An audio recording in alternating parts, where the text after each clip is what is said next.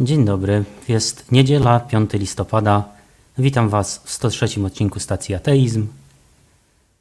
My jako Stacja Ateizm zajmujemy się, promujemy pozytywny ateizm, rozdział Kościoła od państwa, wspieramy dyskryminowanych ateistów, prowadzimy dialog na temat wiary każdego rodzaju. Ja nazywam się Adrian Bielak, będę dzisiaj Waszym prowadzącym, natomiast naszym dzisiejszym gościem jest Krzysztof Gwizdała. Krzysztof jest człowiekiem, witamy. Krzysztof jest człowiekiem wielu talentów, pracował w RMF-ie, pracował w lokalnych radiach, w lokalnej telewizji. Obecnie jest redaktorem i prowadzącym portal i gazetę istotne.pl, ale przede wszystkim dzisiaj gościmy go jako założyciela strony Apostazja.eu, gdzie ta strona pomaga między innymi w generowaniu oświadczeń o wyjściu z polskiego kościoła katolickiego. Krzysztof propaguje też ideę świeckiego państwa i właśnie to co i my, czyli rozdział kościoła od państwa i traktowanie kościoła jako takiej po prostu organizacji publicznej, jak wszelkie fundacje i tego typu rzeczy. Ale na pewno więcej opowie Wam sam Krzysztof. Oddaję mu głos. Cześć, bardzo dziękuję za zaproszenie. To fajnie być w takim miejscu. Dziś będziemy mówić o apostazji, to o czym wspomniałeś, czyli o w sumie takiej sytuacji, w której ludzie wychodzą z Kościoła katolickiego, wychodzą z różnych powodów. Głównie jest to takie wyjście symboliczne, bo w sumie formalnie niewiele się zmienia, ale ludzie przestają być członkami Kościoła katolickiego i dla mnie też było to takie symboliczne pokazanie, że nie zgadzamy się z tym, co Kościół katolicki głosi i jak postępuje. Także tak wygląda ta sytuacja. Przyznam się, że sporo osób wystąpiło już z Kościoła katolickiego wśród moich znajomych. Na samej stronie internetowej wygenerowano ponad 45 000 oświadczeń. Oczywiście nie wiem, ile osób poszło do kościoła z takim oświadczeniem, ale wydaje mi się, że dość sporo, no bo jeżeli ktoś już generuje takie oświadczenie, no to właśnie po to, żeby z nim pójść.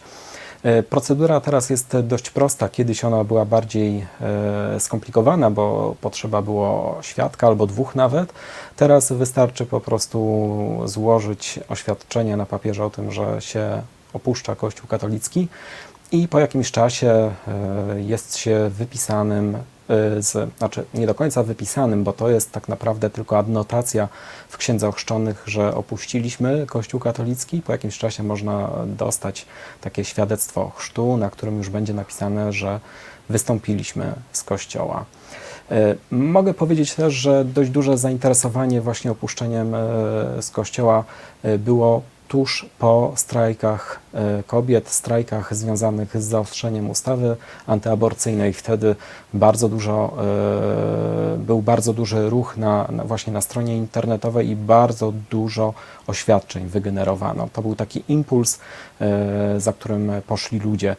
Kolejne momenty, w których to występowanie z Kościoła rosło, to były sytuacje, w których Dawid Podsiadło czy Margaret oświadczyli, że dokonali apostazji albo dokonują apostazji i wtedy to też były takie momenty, że ludzie wchodzili i się wypisywali. Także no, tak wygląda ta sytuacja właśnie z opuszczaniem Kościoła.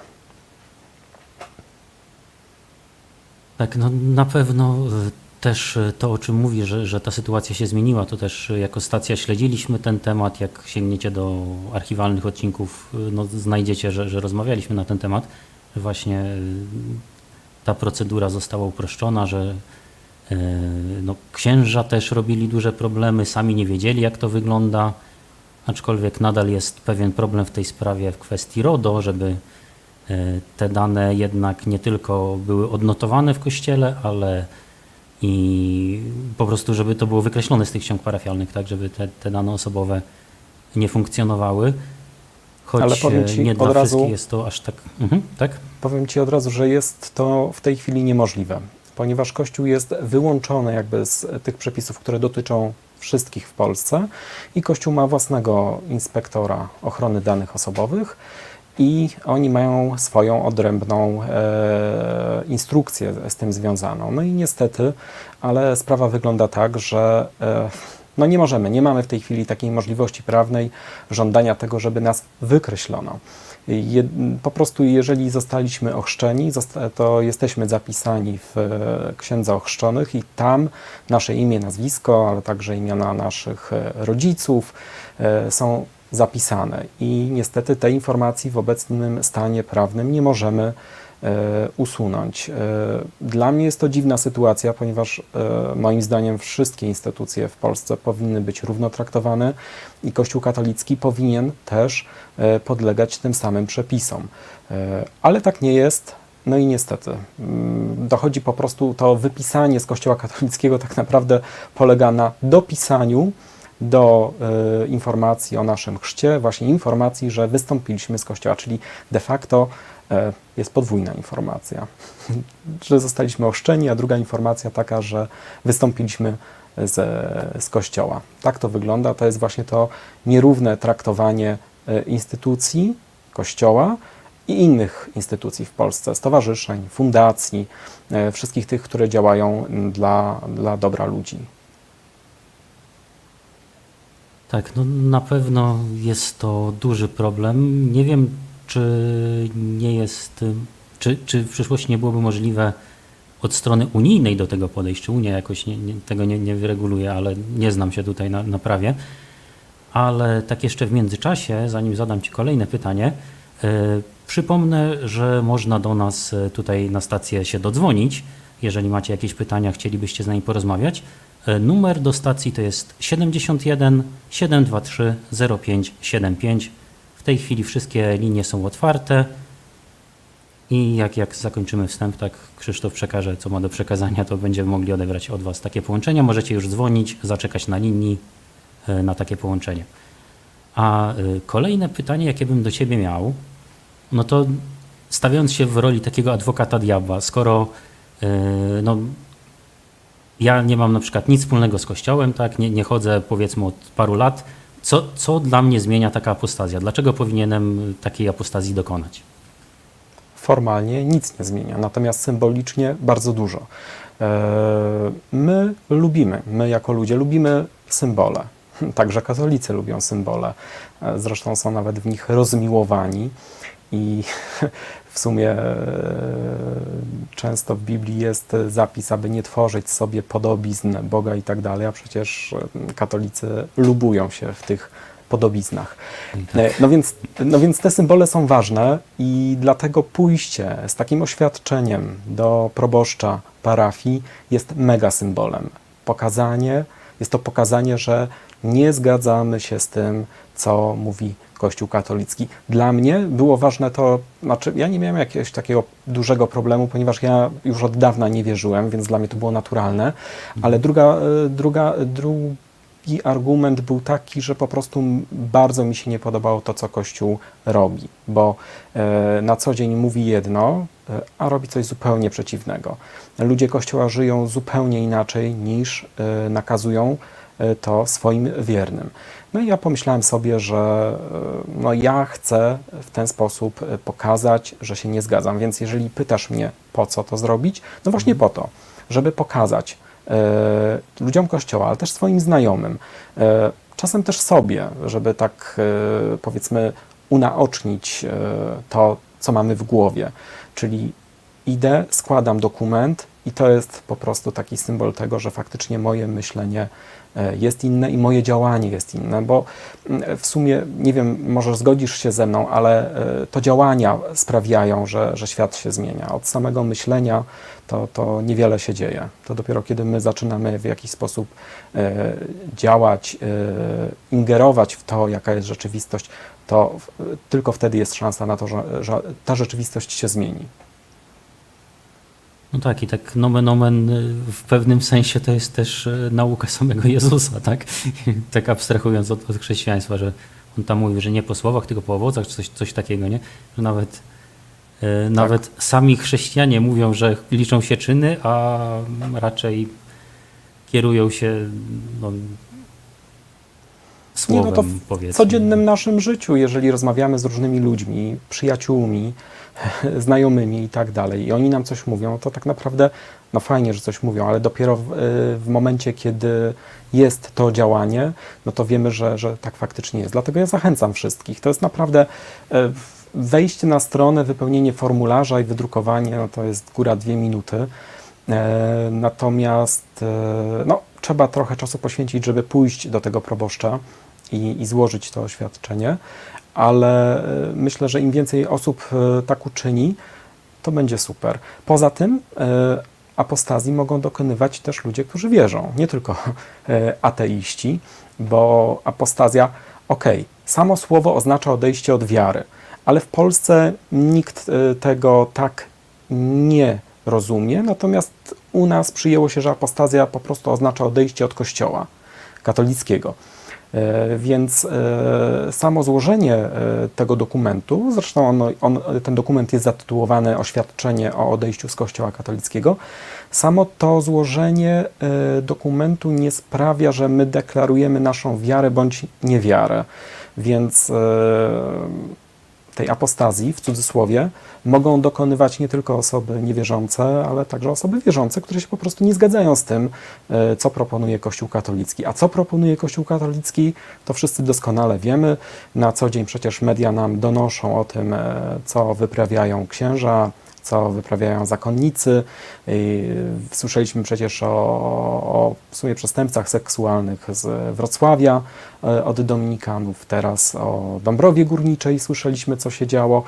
I o ile tego typu zachowania nie są, prawda, niezgodne z prawem, mówię o samych zachowaniach, nie wiem, spotykania się z kimś, o tyle takie zachowania, kiedy nie udziela się komuś pomocy albo stosuje się przemoc, no to są po prostu już zachowania przestępcze i one powinny być ścigane i tym bardziej jest to takie nieprawdopodobne, że robią to ludzie Kościoła, którzy na co dzień uczą czegoś zupełnie innego. Mówię nieprawdopodobne to nie dlatego, że to się nie zdarza w Kościele, bo to się zawsze zdarzało w Kościele, tylko do tej pory było skrzętnie ukrywane. Nieprawdopodobne dlatego, że po prostu ci ludzie na co dzień udają kogoś zupełnie innego. I dlatego wydaje mi się, że no właśnie, pokazanie, że się z tym nie zgadzam, poprzez odejście od tej instytucji jest moim zdaniem super rzeczą. Znaczy, to też nie wiem, czy to jest do końca tak, jak to diagnozuję, że oni to udają, bo tak jak rozmawiam, czy to z katolikami, czy też i mam znajomych byłych księży, że w pewnym sensie oni, nie powiem, że mają wyprany mózg, no bo to tak pejoratywnie brzmi, ale jest pewien stopień indoktrynacji, w którym oni uważają to za coś normalnego, że nie widzą w tym problemu. Ale w czym nie widzą problemu? W tym, że, że wiem, zachowują się na co inaczej dzień? niż deklarują. Znaczy, nie widzą problemu z tym, że współżyją na co dzień z kobietami czy z mężczyznami wiesz co, no nie wiem, muszą widzieć problem, skoro to ukrywają, tak? No bo w sytuacji, w której coś jest dla ciebie naturalne, no to jest to naturalne i jakby na co dzień ludzie widzą cię takim, jakim jesteś, a skoro oni to jednak ukrywają i tuszują, no to jednak myślę, że głęboko wiedzą, że po prostu gadają głupoty, których sami się nie trzymają. No, poza tym, wiesz co, ja czasem też rozmawiam, czy to z księżmi, czy z zakonnikami, ale też z katolikami takimi ortodoksyjnymi. I jak ich posłuchasz, no to oni mają taką konstrukcję myślową i ona się składa z tak wielu różnych podpórek, jakichś rzeczy na taśmę przyklejonych i jest tego tak dużo, że no po prostu widać, że oni sami o to dbają, żeby to im się po prostu nie rozpadło, żeby nie było puf nagle. To tak silnie trzymają się tego. Także myślę, że muszą zdawać sobie sprawę z tego, że po prostu są hipokrytami. A czy to nie jest aż takie... Znaczy pewnie gdzieś tam u góry w tej hierarchii ci, którzy to wymyślają, być może tak, ale jest coś takiego jak mechanizm wyparcia i zresztą same deklaracje tych katolików, że no to tylko ludzie są tam źli, ale cała instytucja jest dobra, nie? Że Nie, częściowo oni sami sobie nawet to wmawiają, a że częściowo w instytucja to jest wierzą. dobra? Już prędzej, znaczy ja najczęściej słyszę, że instytucja jest zła, ale właśnie tam poszczególni księża są dobrzy, tak? Ten jeden ksiądz gdzieś tam daleko, on jest dobry. No, sorry, cała instytucja jest niestety niefajna, bo patrząc prosto, po pierwsze jest poza jakimkolwiek systemem naszym fiskalnym, tak? Nie rozlicza się kompletnie z niczego. Ogromne pieniądze idą na Kościół, Kościół się z tego w ogóle nie rozlicza. Druga rzecz, składki, które idą z naszych wspólnych podatków na ubezpieczenia społeczne księży, zakonników. To przecież to są też ogromne pieniądze, które my płacimy. Trzecia rzecz, nieruchomości, które Kościół może nabywać z ogromnymi bonifikatami, które dostawał od Komisji Majątkowej, która też działała tak, że dopiero teraz wychodzą sprawy, jak było to rozliczane i myślę, że nowy rząd będzie badał, jak działała Komisja Majątkowa. Mnóstwo rzeczy. To, w jaki sposób odnosi się Kościół do osób LGBT, kiedy po prostu mówi, nawet nakręca spiralę nienawiści. To, w jaki sposób odnosi się do kobiet, do aborcji. Te wszystkie rzeczy sprawiają, że ta instytucja jest po prostu zła. Papież, który nie potrafi powiedzieć, kto jest agresorem w wojnie, kiedy Rosja zaatakowała Ukrainę, no papież się zastanawia, kombinuje tak, gdzie, co mu się bardziej opłaci. No, ta instytucja jest po prostu zła, jest nieprzejrzysta. I ludzie, którzy należą do tej instytucji, no niestety, niech biorą też odpowiedzialność za to, że ta instytucja taka jest. Nie muszą przecież należeć, mogą się wypisać. Że nie ma jakiegoś obowiązku należenia do Kościoła katolickiego i jeszcze bycia jego pracownikiem, no bo księża to pracownicy.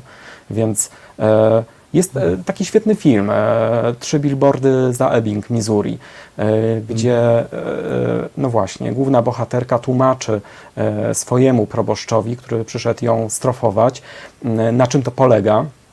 I ona powołuje się na gangi i mówi, że władze nie radziły sobie z gangami, dopóki nie przyjęły takiego podejścia, że po prostu nieważne, czy strzelasz w imieniu gangu, czy rabujesz, czy stoisz tylko na czatach, to jesteś członkiem gangu i po prostu tak samo jesteś zły i powinieneś być ukarany. I ona mówi, że dokładnie jest Kościołem katolickim, że nieważne jest, że ten ksiądz jest dobry i czyta sobie Biblię wieczorami, ale jeżeli jego kolega piętro niżej gwałci jakiegoś chłopca albo jakąś dziewczynkę, to on jest tak samo za to odpowiedzialny, bo należy do tej instytucji i po prostu tak samo powinien być uznany za osobę niefajną po prostu, bo jest w tej instytucji. A jak doskonale wiemy, Kościół katolicki jest jedyną instytucją w Polsce czy na świecie, która z ukrywania pedofilii zrobiła cały system. Przecież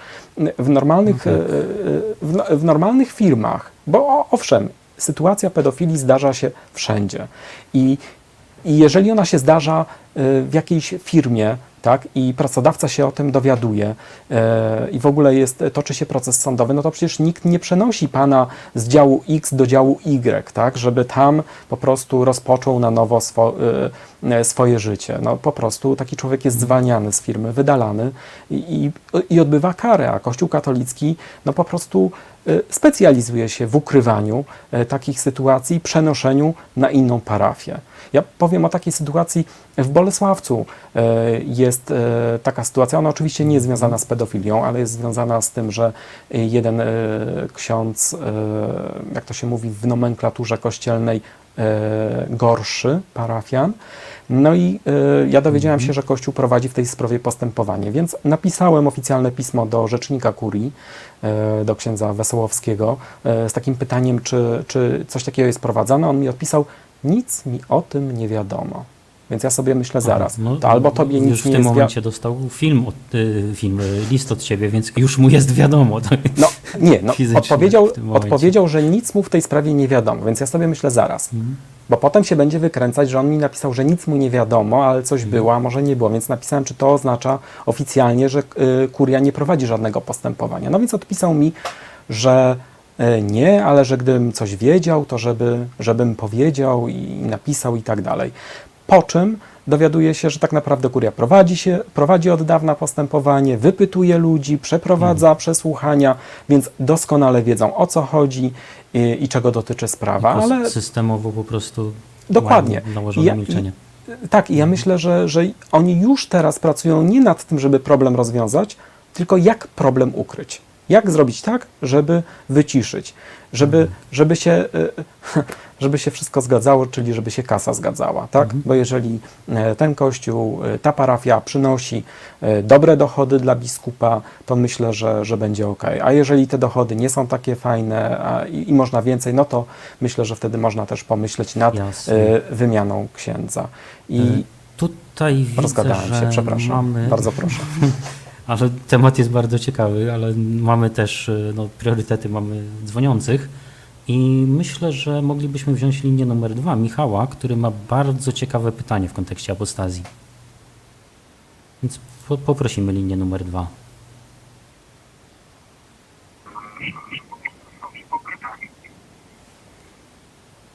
Halo, Michale, słyszymy się? Halo? Halo? Poprosiłbym Cię o wyciszenie streama, bo słyszymy echo w tle. Słabo Cię Żeśmy słyszę, rozmawiali halo? tylko przez telefon, nie? Żebyś YouTube'a wyciszył. Ale już to chyba już jest będziemy okej. rozmawiać? Tak, już jesteś na antenie, już rozmawiamy, wszyscy widzowie Cię słyszą, dlatego słyszeli podwójnie, bo również YouTube'a przez telefon. Okej, przepraszam, bo autem jadę. Nie ma sprawy. Tutaj przedstawiono mi notatkę, że dzwonisz z pytaniem w sprawie unieważnienia małżeństwa, jak to się ma w kontekście apostazji, tak? Z takim problemem ponieważ chciałbyś? Ja z żoną rozmawiałem na ten temat i ona na przykład stawia takie ultimatum, że jakby wyrazi zgodę na rozwód cywilny, jeżeli ja się zobowiążę do unieważnienia związku małżeńskiego. I mam takie pytanie, czy w ogóle apostazja pociąga za sobą na przykład to, że ja mogę być obligowany przez współmałżonka do tego, żeby unieważniać taki związek, jeżeli już jestem poza Kościołem katolickim. Chciałbym też dopytać, co to zmienia, jeżeli na przykład wcześniej byłem gdzieś ojcem chrzestnym. No i w sumie te dwa pytania. I w sumie jeszcze trzecie odnośnie apostazji. Czy ksiądz na parafii może to utrudniać? Czy ja to muszę robić osobiście?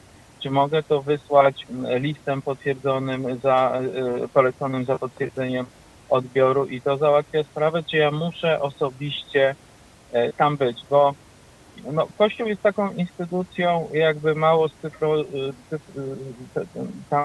tam nie ma żadnej bazy danych elektronicznych, gdzie ktoś w innym miejscu weryfikuje, czy faktycznie ta apostazja nastąpiła, czy nie. Dla mnie to trochę taka krecia robota, bo Kościół prowadzi te archiwa w formie analogowej, tak, pisemnej i... Słuchaj Michale, to ja już mogę wiem, Ci odpowiedzieć na te pytania. Jeszcze tylko dokończę. Czy to coś zmienia, czy potem po mojej śmierci ktoś będzie chciał mnie pochować jakby w rycie katolickim, czy potem Kościół to weryfikuje w jakiś sposób? I tyle. Okej, wszystko jasne. Po pierwsze, wszystkie odpowiedzi na te pytania znajdziesz na stronie Apostazja.eu. Tam mamy taki właśnie dział, gdzie są najczęściej zadawane pytania i dokładnie te pytania, które Ty zadałeś, powtarzają się i już Ci szybko odpowiadam. Apostazja dotyczy wyłącznie Ciebie, więc w ogóle nie ma wpływu na te rzeczy, które się wydarzyły przed apostazją. Czyli jeżeli byłeś ojcem chrzestnym, to nic nie zmienia dla tej osoby, dla której byłeś ojcem chrzestnym. apostazja dotyczy wyłącznie ciebie. I jeżeli chodzi na przykład o pochówek, pogrzeb i tak dalej, no to oczywiście nie będziesz mógł być pochowany w obrządku katolickim. Ale to nie oznacza na przykład, że nie możesz spocząć na cmentarzu katolickim, bo jeżeli w danej gminie jest tylko jeden cmentarz i ten cmentarz jest właśnie cmentarzem kościelnym, to masz prawo być pochowanym na tym cmentarzu. Po prostu ceremonia będzie bez księdza. Ale myślę, że dla osoby, która odeszła od kościoła, ten ksiądz zupełnie nie jest ważny na pogrzebie i spokojnie można osobę świecką zaprosić, by poprowadziła ceremonię. Natomiast jeżeli pytałeś o rozwód, jeżeli dobrze rozumiem, chodzi chyba o rozwód kościelny, tak? Że Czy twoja unieważnienie małżonka... Tak, tam jest to nazywane jako unieważnienie związku, tak? To jako Tak. tako rozwodu nie ma. Tak, no tak, unieważnienie małżeństwa. Słuchaj, to bierzesz udział normalnie w tym postępowaniu jako strona postępowania i tyle. To, że już nie jesteś członkiem Kościoła katolickiego, ja myślę, że to tylko może pomóc w orzeczeniu nieważności małżeństwa. Jeżeli dobrze pamiętam, tam jest parę reguł, parę zasad, które trzeba spełnić, żeby doszło do unieważnienia, ale jak pokazuje nam przykład byłego prezesa Telewizji Polskiej, pana Kurskiego, No tak. można mieć dzieci i nawet kochającą żonę i można dostać. Myślę, że jest to związane z pieniędzmi i z dużą opłatą, ale myślę, że za pieniądze, znaczy nie myślę, tego jestem pewien, że za pieniądze w Kościele katolickim naprawdę można praktycznie wszystko. Tak, ja jeszcze dodam Znaczy, no to w taki temacie... kontekst, że to współmałżonek na mnie tego oczekuje, bo ja jakby nie chcę za to płacić i brać w tym udziału, to dla mnie nie ma to żadnego znaczenia na dziś dzień. Oczywiście, no to wiesz, jeżeli tylko płacić nic nie musisz, jeżeli masz taką dobrą wolę i chcesz swojej partnerce czy partnerce, tak, bo w Polsce niestety nie ma związków jednopłciowych, a tym bardziej błogosławionych przez Kościół katolicki, ale w innych krajach są. Ale, no, czyli tak, jeżeli chcesz swojej partnerce jeszcze jakoś pomóc, to możesz oczywiście pójść na to przesłuchanie czy rozmowę i powiedzieć tak, by ona otrzymała to unieważnienie. I tyle. Ale to, czy dokonasz apostazji, czy nie, nie ma kompletnie żadnego znaczenia w tym przypadku. No, Okej, ja jeszcze... to dziękuję bardzo, nie zabieram więcej czasu, pozdrawiam wszystkich widzów i przechodzę na odbiór. Wszystkiego Jasne. dobrego.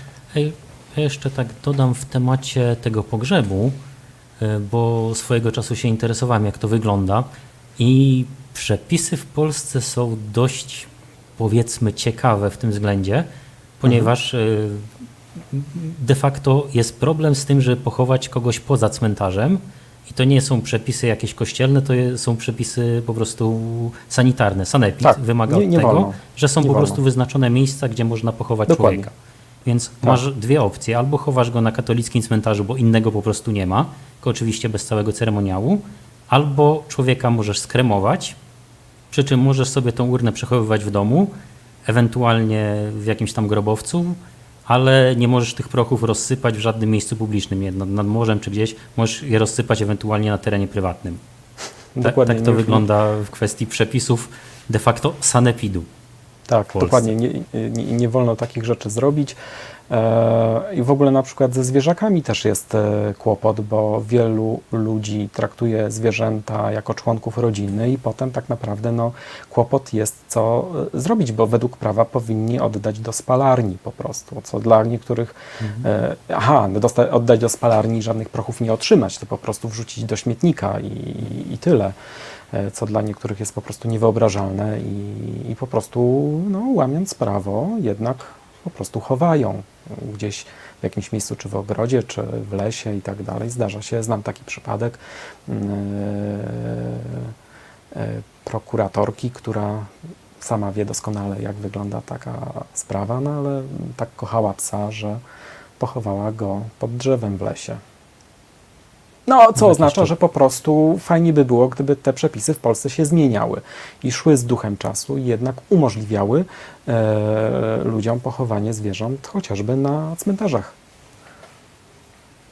Na cmentarzach oczywiście nawet dla może zwierząt. Mógłbym sobie wyobrazić, żeby właśnie urządzić takie miejsce, gdzie byłby cmentarz typowo dla zwierząt. Nawet przy jakiejś klinice weterynaryjnej czy coś w tym rodzaju.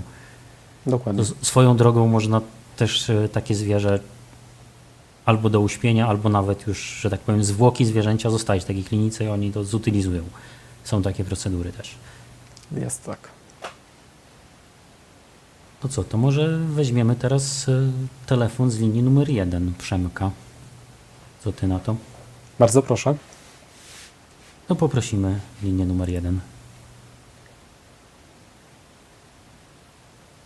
Oczywiście można w dalszym ciągu dzwonić, Halo? jak numer widzicie na ekranie, a linie są.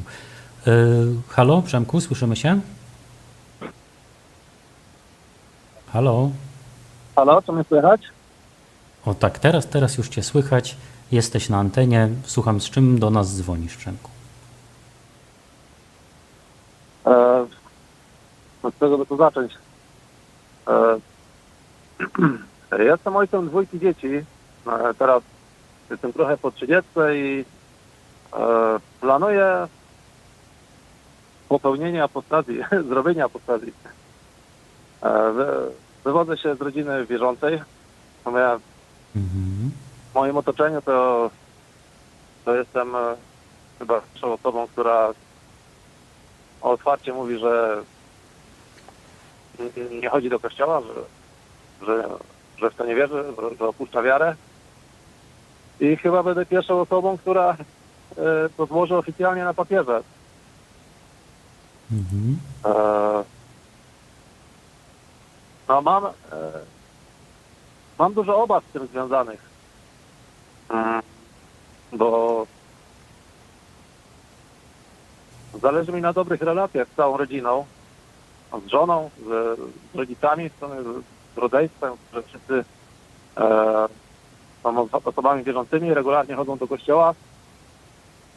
Mhm.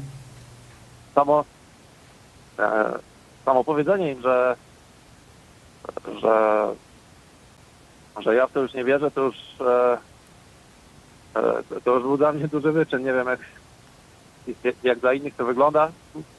Może ludzie, którzy powiedzmy żyją w środowiskach bardziej świeckich, nie mają z tym takiego problemu. No, ale ja się musiałem na to długo zbierać. I teraz się zastanawiam w ogóle, jak ugryźć temat apostazji. Słuchaj mnie? Tak, Wiesz tak. co, Wiesz co, Przemku, myślę sobie tak, że w sumie czasem jest tak, że no właśnie, czasem myślimy sobie, że rodzinie jest najciężej powiedzieć, a może być wbrew pozorom całkiem okej. W sumie do momentu, kiedy nie zrobisz tego, no to nie będziesz wiedział. Pamiętaj, że strach ma duże oczy. I możliwe, że zareagują zupełnie normalnie. Ja myślę sobie, że jeżeli to dla Ciebie będzie naturalne i normalne, to oni też chyba to przyjmą w taki sposób. Poza tym uważam, że no, powinniśmy przyjmować ludzi takimi, jakimi są. A więc myślę, oczywiście, no, Ty znasz swoją rodzinę lepiej, ale wydaje mi się, że nie powinni jakoś strasznie źle zareagować. Poza tym na pewno masz swoje powody, dla których chcesz wystąpić z kościoła i możesz o nich powiedzieć. Oni też przecież mogą się czegoś dowiedzieć. Nie wiem, czasem jest tak, że ludzie deklarują tę wiarę, a gdzieś głęboko też mogą myśleć coś w sumie podobnego do ciebie. A wiesz co, a po trzecie, no, jeżeli, bo jak rozumiem, już podjąłeś tę decyzję w sensie taką, że chciałbyś, więc w sumie no, postępuj w zgodzie ze swoim sumieniem, bo to jest twoje życie i w sumie to ty powinieneś czuć się w nim dobrze i być po prostu sobą, a nie być taki, jakim chcieliby cię inni widzieć. No ja też dodam No od tak, siebie, jeszcze że do tak. tego, do tego dochodzi. No mów. No. że tak zarówno z Przepraszam, doświadczenia że tak swojego, mówię, jak i ale no, mam one- wielu znajomych w No. podobnej sytuacji, że zawsze wbrew pozorom większym problemem, większym stresem i tak dalej, no, psychicznie, że tak powiem, gorzej zawsze oddziaływało na nich to, kiedy wstrzymywali się z taką rozmową. Że niezależnie od tego, jaka była reakcja rodziny, nawet jak była, choć z reguły nie mam kogoś takiego, że nie wiem, kogoś wywalili z domu, jakaś była strasznie zła, najwyżej były ciche dni, potem tam po tygodniu wracali, że dobra, już to przemyślałem, tam akceptuję i tak dalej, ale zawsze to napięcie, że ja tu widzę, że on nie chodzi do kościoła, a nie wiem dlaczego, nie, i tak dalej. Dopóki tej rozmowy nie było, atmosfera w domu była dużo gorsza niż po odbyciu się tej rozmowy i wyłożeniu kart na stół. Więc takie oczyszczenie następuje, tak? Więc to jest mimo wszystko zawsze dobry krok, żeby. No bo ty sobie możesz mówić, ale co oni pomyślą? No nie wiesz, co oni pomyślą, dopóki z nimi o tym nie porozmawiasz. Więc warto też tak nie postawić sprawy na ostrzu noża, że o tu mówię, co mam do powiedzenia i dealujcie z tym, tylko powiedzieć, że mam ważny temat, tak, chcę porozmawiać, umówmy się, kiedy macie czas i na spokojnie o tym po prostu przegadać tą sprawę. Wtedy zawsze ma to dużo lepszy efekt niż takie właśnie niedopowiedzenia zostawiać. Dziękuję. Jeszcze w sumie mam jedną pobudkę dodatkową, bo to nie tylko też o moje życie chodzi, bo ja jestem ojcem 2 dzieci. No właśnie, Ja im o tym, będę o tym proszę, powiedziałeś. Chciałem o to zapytać, jak to właśnie wygląda. za którymi mają podążać. I Mhm. jak prywatnie jakoś częściej idę na ugodę z ludźmi, którzy mnie otaczają, tak jeśli chodzi o wychowanie dzieci, kształtowanie ich światopoglądu jako rodzic, to chcę, żeby to, co ich uczę, no, płynęło z głębi serca. Tak. Dokładnie. Poza tym, Przemku, pamiętaj, że ty jesteś teraz ojcem, tak? Masz 2 dzieci, tworzycie razem z żoną rodzinę i to wy decydujecie teraz, jak to wszystko wygląda, więc dokładnie tak jak mówisz, no, będziesz wychowywać razem z żoną dzieciaki tak, jak sobie wyobrażacie i no to od ciebie zależy. Ja myślę, że najfajniej jest pokazać dzieciakom to, że się po prostu żyje w zgodzie ze sobą, ze swoimi wartościami i że się nie udaje. Więc to myślę, że wiesz, będzie najcenniejsza nauka. To, czy one będą postępować tak, czy inaczej, no to już będzie ich wybór, ale najfajniejsze będzie chyba przekazanie im, żeby po prostu żyły tak, jak one uważają. Tak, ja też myślę, no, swoich dzieci nie mam, ale tak widzę też właśnie po znajomych, którzy mają dzieci, że najlepiej to działa, jeżeli no, te dzieci nie są traktowane, że tak powiem, z buta, że o tu tak wygląda świat i masz to po prostu przyjąć, niezależnie czy w stronę religijną, czy ateistyczną, to jest dla mnie błędne myślenie, tylko pokazanie, że ja reprezentuję takie wartości, uważam je za cenne, a jeżeli ty masz jakieś wątpliwości, może zawsze ze mną pogadać, tak?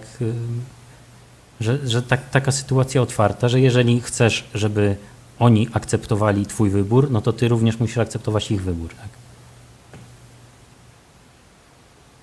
Tak. Także, Przemku, trzymam kciuki za powodzenie apostazji. Ja również. Dziękuję. Dziękuję. Fajnie było z wami pogadać. I Fajnie było ciebie usłyszeć. miłe to wczoraj. Myślę, że Dzięki. Zadzwoń jeszcze, jeżeli będziesz miał jakieś pytania. Cześć. No cześć, dzięki. Tak, na chwilę obecną mamy wszystkie linie wolne, więc zapraszamy do telefonowania. Może powtórzę numer, to jest 71 723 0575. Natomiast korzystając z okazji, że chwilowo nie mamy żadnych połączeń, to ja tutaj jeszcze nawiążę do tematu, o którym rozmawialiśmy wcześniej, czyli co takiego jest w tym kościele nie tak i dlaczego warto by pokazać poprzez tą apostazję, że jesteśmy przeciw. bo mówiłeś o finansowaniu emerytur, o funduszu kościelnym, ale wbrew pozorom, patrząc na kwoty, to ten fundusz kościelny to jest groszowa sprawa w porównaniu do tego, jak dużo kosztuje polskiego podatnika finansowanie lekcji religii. I to jest temat, który mnie mocno grzeje, że tak powiem. Tak, no bo to jest taki przychód codzienny dla księży, dla katechetów, katechetek. I tam idą ogromne pieniądze, bo to są przecież normalne etaty w szkole opłacane z naszych publicznych pieniędzy na nauczanie w sumie czegoś, co według mnie oczywiście nie istnieje, według niektórych istnieje, ale sami nazywają to wiarą, więc myślę, że w ogóle dla mnie jest jakieś takie trochę dziwne uczenie wiary. Albo tę wiarę się ma i najczęściej to rodzice pracują nad tym, żeby rodzice i dziadkowie pracują nad tym, żeby dzieci tę wiarę miały, więc tak, nie wiem. Jeszcze to, że jest to oceniane. Ale Tak, dokładnie. przepraszam, co jest oceniane? To czy jestem gorliwym wierzącym, czy Wiesz umiem co, modlitwę nie. powiedzieć?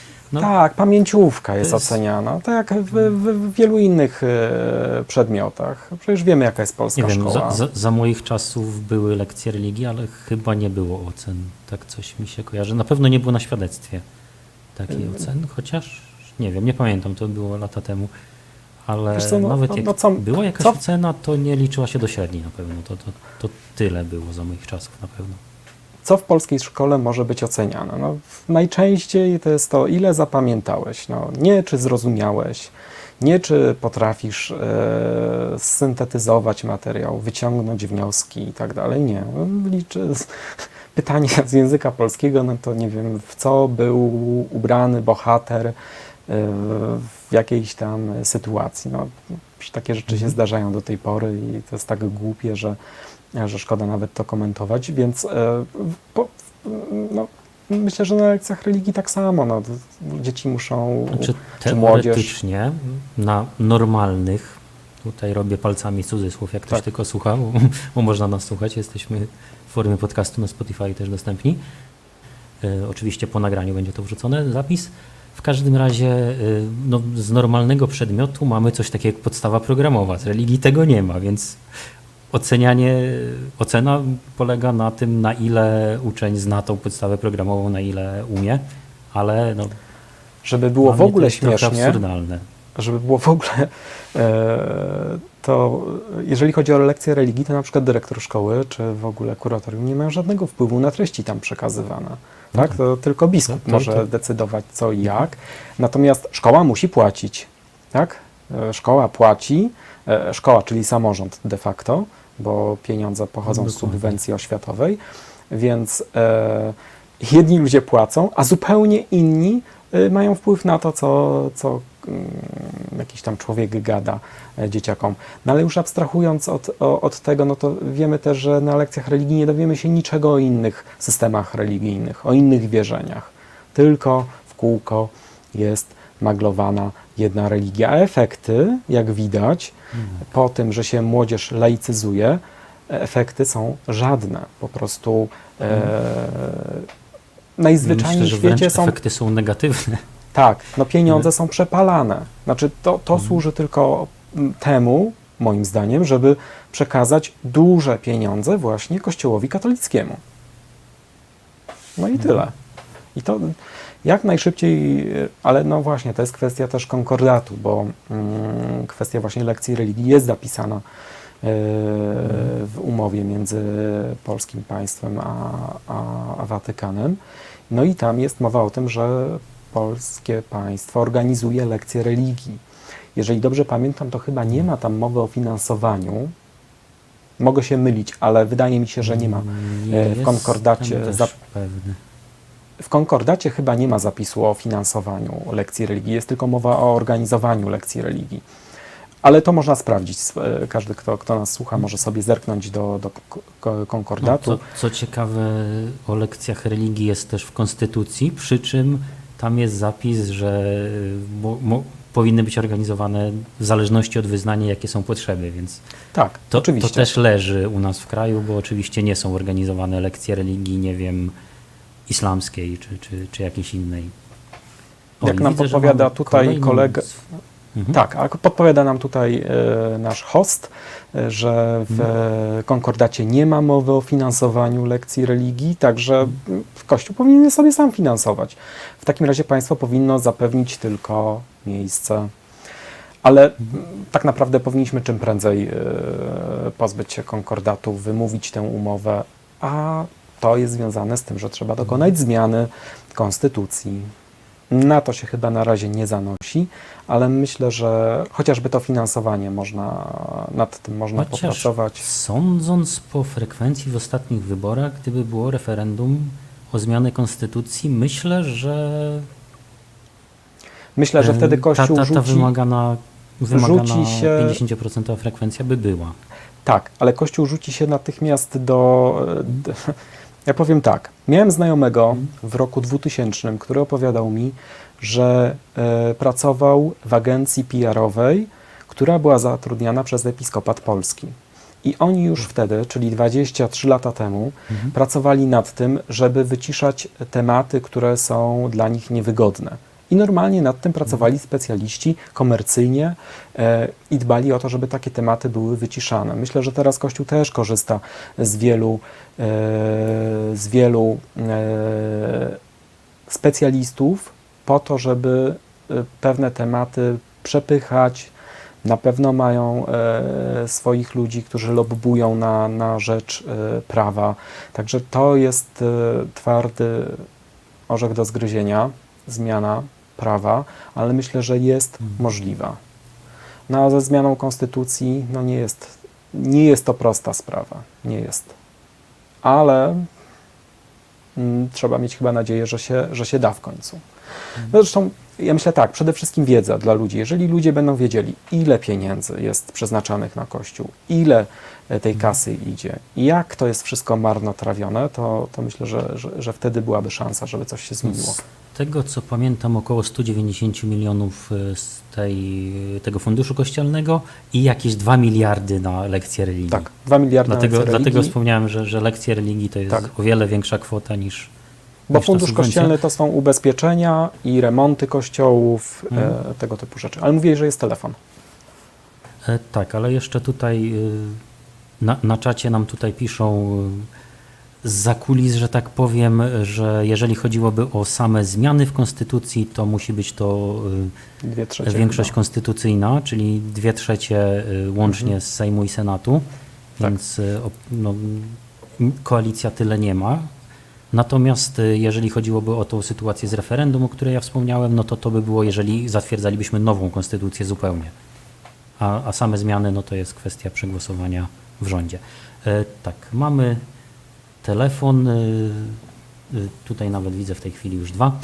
Na linii numer 1 mamy Martę, która ma bardzo ciekawe pytanie. W kontekście apostazji poprosimy linię numer 1. Halo, halo. Halo, słyszymy się, tak? Halo, halo. Cześć, dobry wieczór. Dobry wieczór. Ja tutaj mam jestem Marta, dzwonię z Poznania. Mam pytanie dotyczące już apostazji i tego, co się dzieje po apostazji, bo tak trochę się zbieram od jakiegoś czasu. I chciałam zapytać, Jasne. jak to jest, bo ja już jestem po sakramencie małżeństwa. Kilka lat temu zawarłam właśnie ślub kościelny. I chciałam zapytać, czy jeśli dokonam aktu apostazji, to czy informacja o tym idzie też do parafii małżonka? Bo nigdzie nie znalazłam takiej informacji. Już mówię, wszystko zależy, gdzie byłaś chrzczona. Jeżeli to jest parafia, w której składasz ten dokument, to on zostaje w tej parafii. Wiem, że chyba parafie przesyłają też kopię tego do kurii, ale jakby o tym nie ma mowy bezpośrednio w przepisach kościelnych, ale słyszałem, że tak podobno się dzieje, że poszczególne parafie wysyłają to do swojej kurii.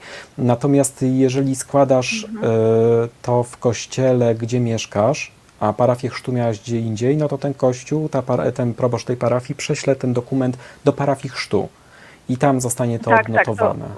Tak, natomiast Faktycznie o tym wiem. nigdzie w przepisach nie ma mowy o tym, że ten dokument powinien iść jeszcze do parafii, na przykład, gdzie brałaś ślub. To tego w Nie, bo to przepisach w nie ma. ogóle jeszcze trochę inna jeszcze kolejność, bo tutaj ja faktycznie chcę złożyć ten akt apostazji w kościele, w którym byłam chrzczona. No i super. I to wszystko. Natomiast mój małżonek jest jeszcze w ogóle z innej kurii i właśnie chciałam się dowiedzieć, czy ten dokument, czy informacja o tym, że złożyłam apostazję w ogóle pójdzie do pozostałych parafii, z którymi jestem związana. w Nie, jakiś przepisy, sposób. Na przepisy, przykład poprzez małżonka. powiem tak, przepisy nic o tym nie mówią, więc nie powinno pójść. Ale co zrobi Kościół? A robi różne świństwa? No właśnie. Nie wiem. Ale Dokładnie.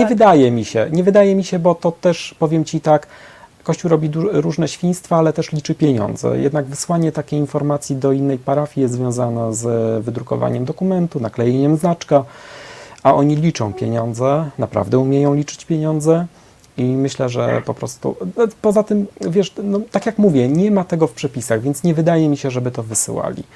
Ale proponuję Nie, powiedzieć z tym mężowi. jest trafne. Proponuję powiedzieć Trafna uwaga, mężowi. jeśli mogę, to...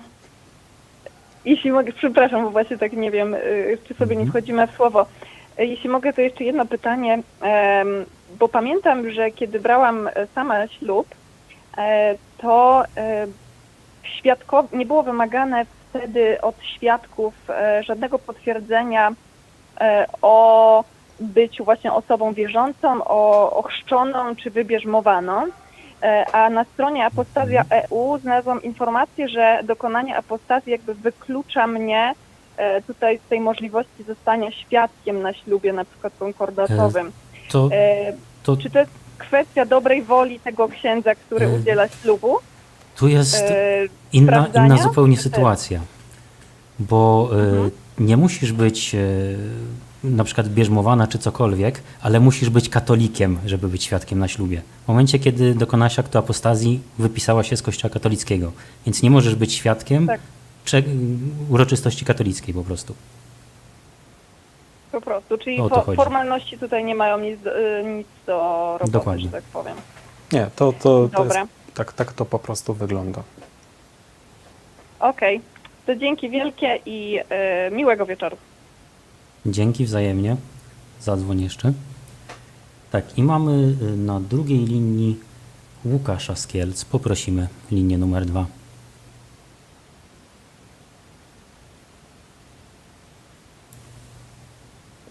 Halo, halo Łukaszu. Ja witam panów, słychać mnie? Witam Łukaszu, jesteś na antenie, słyszymy się. Tutaj mam notatkę, że chciałeś porozmawiać na temat religii w szkole.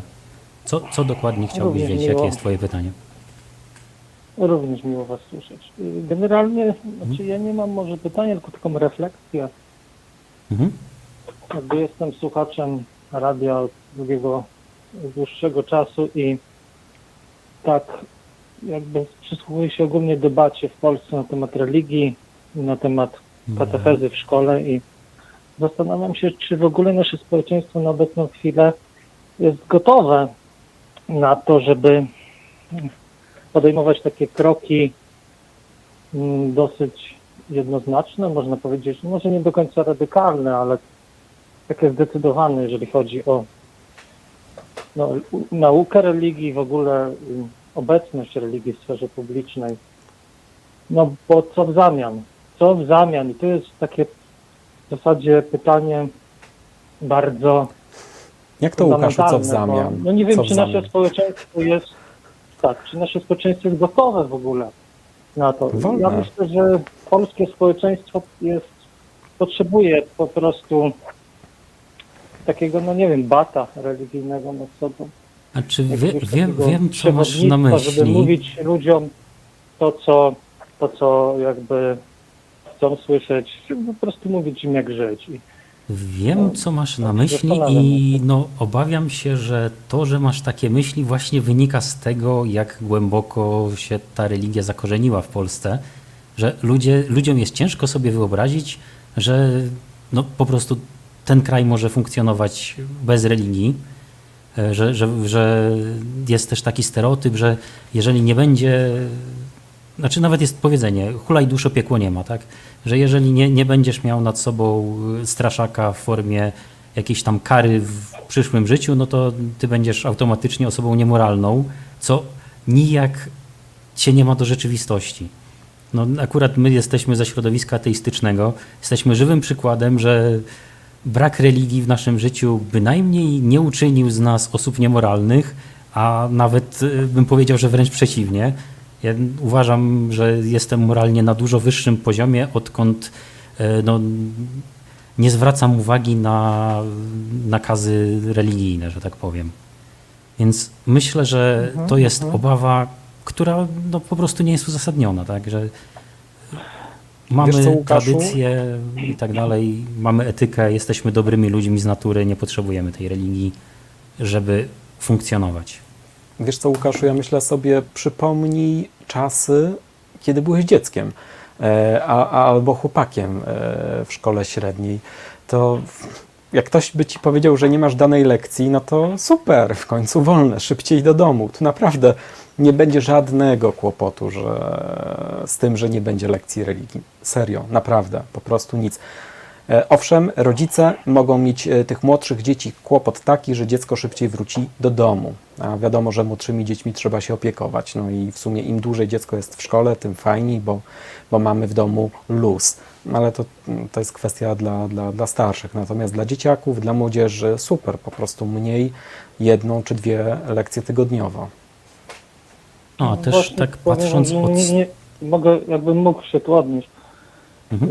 Nie do końca Jasne. na przykład, bo moje dzieci nie chodzą na religię, tylko na etykę i ja chcę, żeby chodziły na tą etykę. To, że może być wolna godzina w tym czasie, to jakby nie jest w zakresie moich zainteresowań. Muszę mieć jakby w zamian tutaj jakąś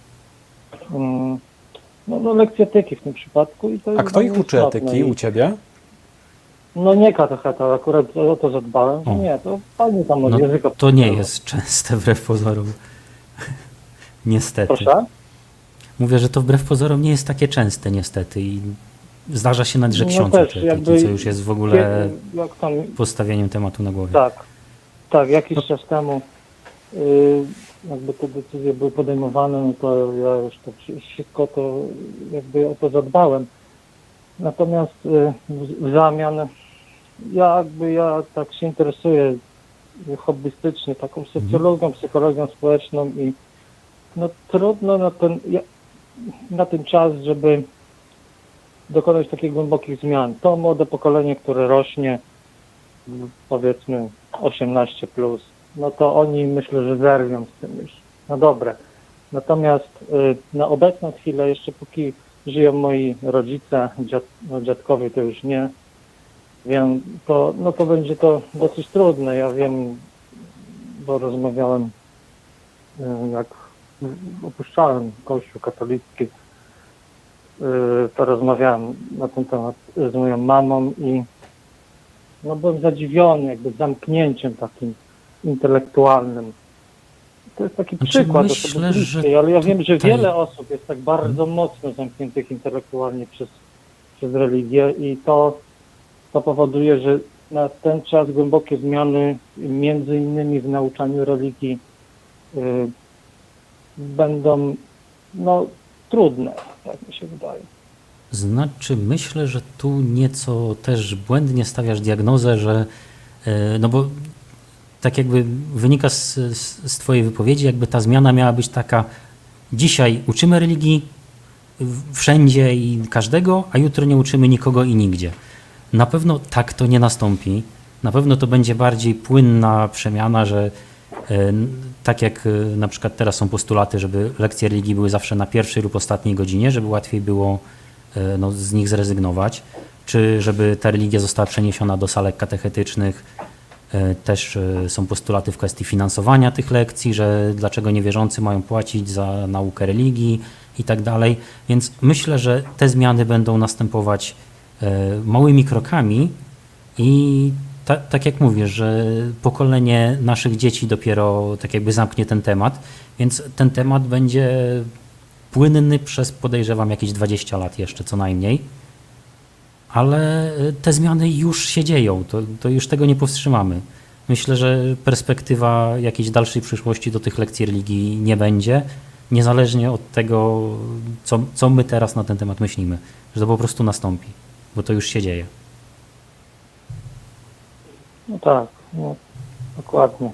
A konkordat, no to jakby jest inna kwestia, bo też w międzyczasie Tak, no. kwestie konkordatu tu się pojawiły w waszej rozmowie.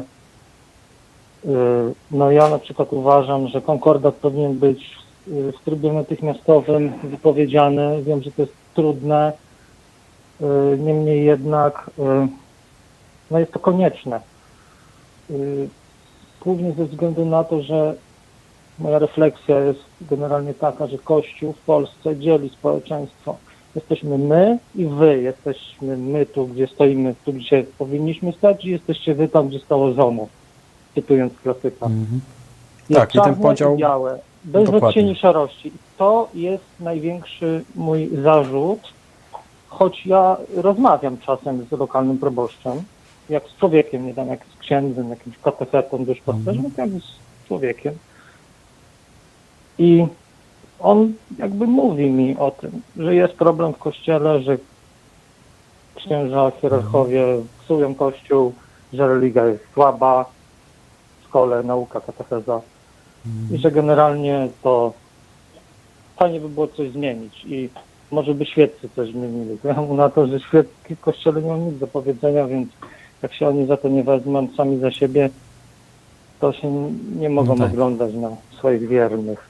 Więc Tu też z tym no jest, tematem, powiedzmy, tam na samym dole, wśród tych takich Mhm. księży podstawowych, z tego co widzę, może jest jakaś tam świadomość. Niemniej jednak no to jest tak hierarchia tak zabetonowana, że takim osobom cokolwiek trudno jest. no, zainicjować. też tak tu z tym tematem, że co mówisz, że ksiądz sugeruje, żeby świeccy się zaangażowali, to ja coraz częściej słyszę takie głosy w kościele, aczkolwiek to nie jest kwestia tego, że oni chcą tam jakoś się otworzyć czy coś. Tu jest temat dużo prostszy. Mają bardzo, ale to bardzo, bardzo mało nowych powołań tak zwanych. Bardzo mało osób chce zostać księżmi. I oni po prostu się szykują na to, że za jakiś czas no, świeccy będą musieli przejąć część obowiązków w kościele, no bo po prostu księży nie będzie. Nie będzie komu tego ogarnąć. I to już tak powoli jest no, przebąkiwane i to nawet na poziomie niektórych biskupów takich bardziej postępowych, nie tylko szeregowych księży. Oni po prostu widzą, że no, nie ma młodych księży nowych, a stara kadra pójdzie na emeryturę, czy wymrze po prostu ze starości i nie będzie komu ciągnąć tego wózka, że tak powiem. Dlatego liczą na świeckich. To ciekawe. Aby się nie przeliczyli. Ode mnie tyle. Bardzo wam dziękuję za rozmowę. Również dziękujemy, bardzo fajnie się Wszystkiego rozmawiało, dobrego. bardzo ciekawe tematy. Dzięki również, zadzwoń jeszcze w przyszłości. Do Widzę, że w usłyszenia. ogóle dzisiaj bardzo ładnie telefony dopisują, bo mamy kolejnego dzwoniącego. Poprosimy o przełączenie na antenę Sergiusza, który dzwoni do nas z Norwegii.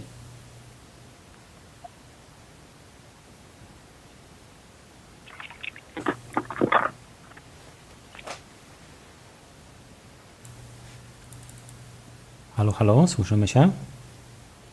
Halo, halo? Tak, słyszymy się. O, słyszymy się, super. Cześć, Sergiusz z tej strony. bardzo Dzwonię z miło. Norwegii i w sumie to trochę trochę się łączy z tym tematem, jakby w związku z którym dzwonię. Zastanawiałem się nad tym, jak bardzo ważnym jest po pierwsze dla was, a po drugie, czy ja mogę mieć w przyszłości jakieś konsekwencje względem tego, że jestem członkiem kościoła, tak? Jestem ateistą. I tak jak mówię, ja od dawna w Polsce nie byłem, nie mieszkam tutaj i nie wiem, czy mi się chce przechodzić przez cały ten proces wychodzenia z kościoła, że się muszę gdzieś stawiać w jakimś kościele, muszę z kimś rozmawiać, podawać mu jakiś dokument i dlatego zastanawiam się, jak ważne jest to dla mnie, jakby naraz dla mnie, w związku z jakimiś konsekwencjami, ale dodatkowo dla was, jak bardzo wam to pomaga w Polsce w związku z jakby z radzeniem sobie z tą sytuacją, która tam jest, żebym ja do tej apostazji przystąpił. Apostazy? Tak. Tak. Sergiusz, przede wszystkim musisz się zorientować, jeżeli chcesz, jak wygląda ta sytuacja w Norwegii, bo przepisy, o których my mówimy i strona Apostazja EU dotyczy wyłącznie tego, co jest w Polsce. W Niemczech wiem, że sytuacja wygląda tak, że tam się deklaruje konkretne wyznanie i wtedy pieniądze idą, znaczy część z Twoich podatków, które płacisz, idą do danej parafii. Jeżeli chcesz się wypisać, jest, możesz to że zrobić sądownie. Ale Problem jest to, poczekaj, bo ja nie jestem członkiem kościoła w Norwegii, ja jestem członkiem kościoła w Polsce, okej, bo ale byłem... to w Polsce nic nie będą od Ciebie żądać i żadnych pieniędzy ściągać nie będą. Nie wiem, jak jest Czyli, w Norwegii. jak rozumiem, płacisz podatki w Norwegii, tak? Bo jeszcze to wymaga uzupełnienia. Tak. Tak? Płacisz No to jak płacisz nie podatki jest w Norwegii, no pretensjonalne. to... było, jakby pytanie było głównie o to, jak bardzo wam to pomaga, że jakby nie będę, że jakby więcej osób będzie odchodziło z kościoła. Wiesz co, no Bo jeżeli opowiesz... bardzo to pomoże. Już Ci mówię. Znaczy- Formalnie to my o tym nawet wiedzieć nie będziemy i Kościół się na pewno tym nie będzie chwalić, że odszedłeś. Także jedyną rzecz, którą możesz zrobić, to możesz opowiadać swoim znajomym i rodzinie, że tak zrobiłeś. Ale no właśnie, zdalnie tego też zrobić nie można. Mówię, nie wiem, jak wygląda sytuacja w Norwegii. Kościół polski mówi tak, że jeżeli występujesz z kościoła w danym państwie, w którym mieszkasz, to będzie honorowane też tutaj. Jeżeli tam się nie zapisywałeś, a nie ma żadnego obowiązku deklaracji, no to nie jesteś członkiem żadnego kościoła i tyle. A czy nam to pomaga? No generalnie rozmowa o tym z Twoimi znajomymi na pewno pomoże, z tymi, którzy są w Polsce. Rozmowa z rodziną. Bo to daje, no bo tak mówię, no to jest kwestia symboliczna, ale im więcej osób będzie te symbole robić i pokazywać je, no to tym lepiej, tym po prostu więcej ludzi będzie odchodzić i Kościół będzie widział, że to się zmienia, ale co najważniejsze, to politycy będą widzieć, że tak wygląda sytuacja. Jeżeli politycy będą widzieć, że taka Polska jest i że się zmienia, to oni też w końcu przyjmą inne ustawy, uchwalą inne prawo, które będzie w końcu dla wszystkich równe.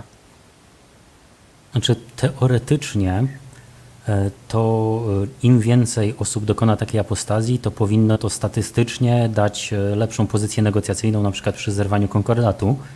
Więc tylko problem jest w tym, że Kościół ma bardzo dobre umiejętności, nazwijmy to, zamiatania tematów pod dywan i zawsze kwestia tego, ile jest wierzących, ile jest niewierzących, ile jest apostatów, było publikowane przez tak zwany Instytut Statystyczny Kościoła Katolickiego, SKK, i po prostu w pewnym momencie przestali publikować takie raporty. No tak, Więc bo tam nie coraz więcej... chwalą się tym, że wierni spadli. Tak? Ale ostatni spis powszechny pokazuje, że osób, które nie deklarują wiary katolickiej jest, jeżeli dobrze pamiętam, kilkanaście procent, jak nie więcej. Zaraz zerknę sobie na te dane, to podam je prawidłowo. Natomiast ta liczba rośnie, ale Kościół będzie kłamać. Kościół będzie mówić, że dużo ludzi, że nie wiem, 20 osób w ciągu roku odeszło od Kościoła katolickiego i że to są w ogóle marginalne rzeczy. Także no, moim zdaniem Kościół generalnie kłamie na temat tego, jaka jest rzeczywistość, więc takie kłamstwo, że ileś tam osób, że garstka odeszła, no to im przejdzie bardzo gładko przez usta. No tak. Ale właśnie sprawdźmy, jak w międzyczasie... Zwłaszcza, że za tym idą pieniądze. No jak powiedzą, no połowa nam odeszła, dobra, to my wam odcinamy połowę finansowania, tak? No, nie powiedzą tego, mi się to nie opłaca zwyczajnie. No właśnie, dlatego właśnie wydaje mi się, że jeżeli to, że, bo po pierwsze ty, Krzysztof, zadałeś pytanie, czy ja na pewno jestem, czy na pewno jestem członkiem kościoła. Wydaje mi się, że tak, no bo byłem ochrzczony w kościele, dlatego pytałem, że tak jest. Natomiast zastanawiałem się nad tym, czy mi się chce przechodzić przez ten proces. Jeżeli i tak czy siak Kościół nie pokazuje, jak dużo jest osób, to czy jakby jedna osoba, która dokona apostazy, czy to pomaga? bo jeżeli nie, to jakby nie wiem, czy mi się chce przechodzić, tak jak mówiłem, przez cały ten proces. Wiesz co, zawsze lepiej działa, jeżeli komuś mówisz, ja to zrobiłem, tak? To jest mocniejszy argument niż na zasadzie, wiesz, fajna jest ta apostazja, ale ja w sumie nie zrobiłem. To wtedy nikogo się nie przekona do niczego. A jeżeli powiesz, słuchaj, ja zrobiłem, mimo że, wiesz, musiałem poświęcić trochę czasu i w sumie to tak naprawdę, no tam formalnie nic nie będzie znaczyło, ale zobacz, ja poświęciłem trochę czasu i zrobiłem to, polecam, to może, myślę, bardziej przekonać Twoich rozmówców, a to z kolei naprawdę nam pomoże, bo co jest najważniejsze? Najważniejsze jest trafić do świadomości polityków, bo to oni, polityków i polityczek, bo to oni decydują, jakie jest prawo w Polsce. Jeżeli oni będą wiedzieć, że Polacy nie życzą sobie, Polki nie chcą Kościoła katolickiego w takiej formie, tak obecnego w życiu publicznym, to oni zmienią prawo. Już mam te dane. Ponad 27% Polaków i Polek nie deklaruje wyznania katolickiego. To jest ponad 1/4. 1/4 obywateli tego kraju nie deklaruje wyznania katolickiego. To jest tam są i ateiści, są też wyznawcy innych religii, ale tej katolickiej, gdzie się mówiło, że 98% Polski to są katolicy, to jest nieprawda, to jest bujda. I to są dane, słuchaj, wyobraź sobie z 2020 czy 2021, 2 lata temu był spis powszechny robiony. 21, tak. Tak, czyli przez 2 lata na pewno ta liczba i tak wzrosła. Więc ja zachęcam do złożenia oświadczenia o wyjściu z Kościoła i pochwalenia się tym swoim znajomym, swojej rodzinie i pokazania, zobaczcie, ja mam ten dokument I ja i myślę, zrobiłem to. że jest jeszcze jeden czynnik, który ja tak zauważam, odkąd tak publicznie się deklaruję jako ateista, że te dane, które wynikają na przykład właśnie z tych danych GUS-u, z tego ostatniego spisu powszechnego, to nie są dane jakieś empiryczne, tylko to są dane deklaratywne, tak? Że tyle osób twierdzi, że jest katolikami, tyle osób twierdzi, że nie jest. I myślę, że te statystyki są mocno zaniżone, ponieważ ludzie boją się do tego przyznać. A im więcej osób publicznie pokazuje, ja dokonałem tej apostazji, ja się przyznaję, że nie chcę mieć z tą instytucją nic wspólnego, to potem na przykład rozmowę masz ze znajomym, że bo ty to jesteś katolikiem? Nie, ja dokonałem apostazji. O, to fajnie, bo ja też. I ludziom się wydaje, że wszyscy są katolikami, a w praktyce wychodzi, że no, jeżeli jeden pociągnął, że tak można w ogóle, no to potem coraz więcej osób się do tego zapala. I taka kula śnieżna rośnie. Tak, to prawda. To są bardzo dobre argumenty, macie rację. Myślę, że po prostu nieważne jak trudne to będzie, przydałoby się, przynajmniej po to, żeby pokazać innym, tak, że tak można, przydałoby się przejść przez ten proces i jakby tej apostazji dokonać. To cóż, przy dziękuję w takim najbliższej razie. wizycie w Zostałem Polsce zachęcamy. przekonany. No dokładnie, możesz to zrobić Super. w dowolnej parafii w Polsce, na pewno. Nie wiem, czy możesz to zrobić w Norwegii. Trzeba W Norwegii by było na się pewno są dowiedzieć, inne jakie przepisy. są Więc przepisy przy norweskie. okazji, przy okazji wizyty w Polsce zapraszamy do proboszcza. Dokładnie. Może akurat będzie Dobra. wtedy kolejna pizza ateist, to Dzięki bardzo, zapraszamy do nas przy okazji. Dzięki No serdecznie za postaram się, jeżeli rozmowę. będę mógł przyjechać do tej... Dzięki. Dzięki, hej, zadzwoń jeszcze, jeżeli będziesz...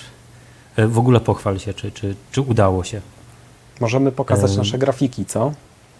Bo mamy. No właśnie, możemy pokazać te mapki nasze. Poprosimy o planszę numer 1 może na początek. Tak, od razu opowiem. Na stronie Apostazja w momencie, kiedy ludzie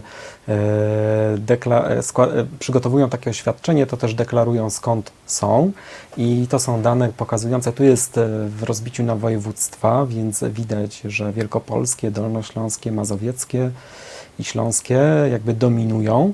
Ale najlepiej to widać na kolejnej planszy, gdzie jest podział na powiaty, bo to już lepiej pokazuje nam dokładnie, jak wygląda ta sytuacja w Polsce. I widać, że główne ośrodki, duże miasta dominują. Tam ludzie dokonują apostazji najczęściej. Widać też, że wschód Polski to są te rejony, gdzie ludzie tych oświadczeń o wyjściu z kościoła składają najmniej. To się też pokrywa z tym, jakich ludzie dokonują politycznie wyborów. Duże ośrodki głosują, myślę, bardziej za partiami w tej chwili jeszcze opozycyjnymi, natomiast właśnie wschód Polski, mniejsze miasta, regiony głosują za prawicą. I to też mniej więcej się przekłada właśnie na to, jak to wygląda na mapie apostazji.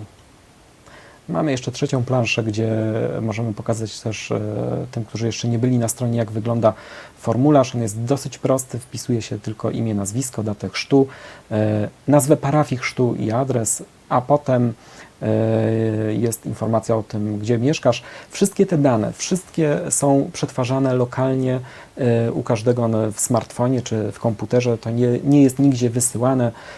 Cały formularz jest obrabiany lokalnie i tam jest generowany PDF. Jedyne dane, jakie są wysyłane do nas na serwer, to jest informacja o województwie i powiecie, bo to my wykorzystujemy do tego, żeby przygotować tę mapę. Wypełnia się bardzo prosto, pełna anonimowość. Nie przetwarzamy, nie zapisujemy żadnych danych. Wystarczy kliknąć stwórz oświadczenie i wszystko. Mamy gotowego PDF-a, którego możemy wydrukować i zanieść z radością do księdza proboszcza. A tam już bywa różnie. Tutaj z korespondencji, bo na stronie jest też możliwość wysłania do mnie informacji, więc ludzie dzielą się też wrażeniami z tego, jak wyglądają ich wizyty u proboszcza, więc zazwyczaj przebiega to dość sprawnie, ale niestety zdarzają się takie sytuacje, że księża proboszczowie są niefajni i nieprzyjemni. I nie zdarza się to w małych miejscowościach, jakby można było pomyśleć, ale zdarza się to też w dużych ośrodkach, na przykład w Poznaniu czy we Wrocławiu. Tam też zdarzają się niestety tacy księża, którzy są niefajni albo odmawiają na przykład przyjęcia takiego dokumentu i mówią, że z nimi nic nie zrobią.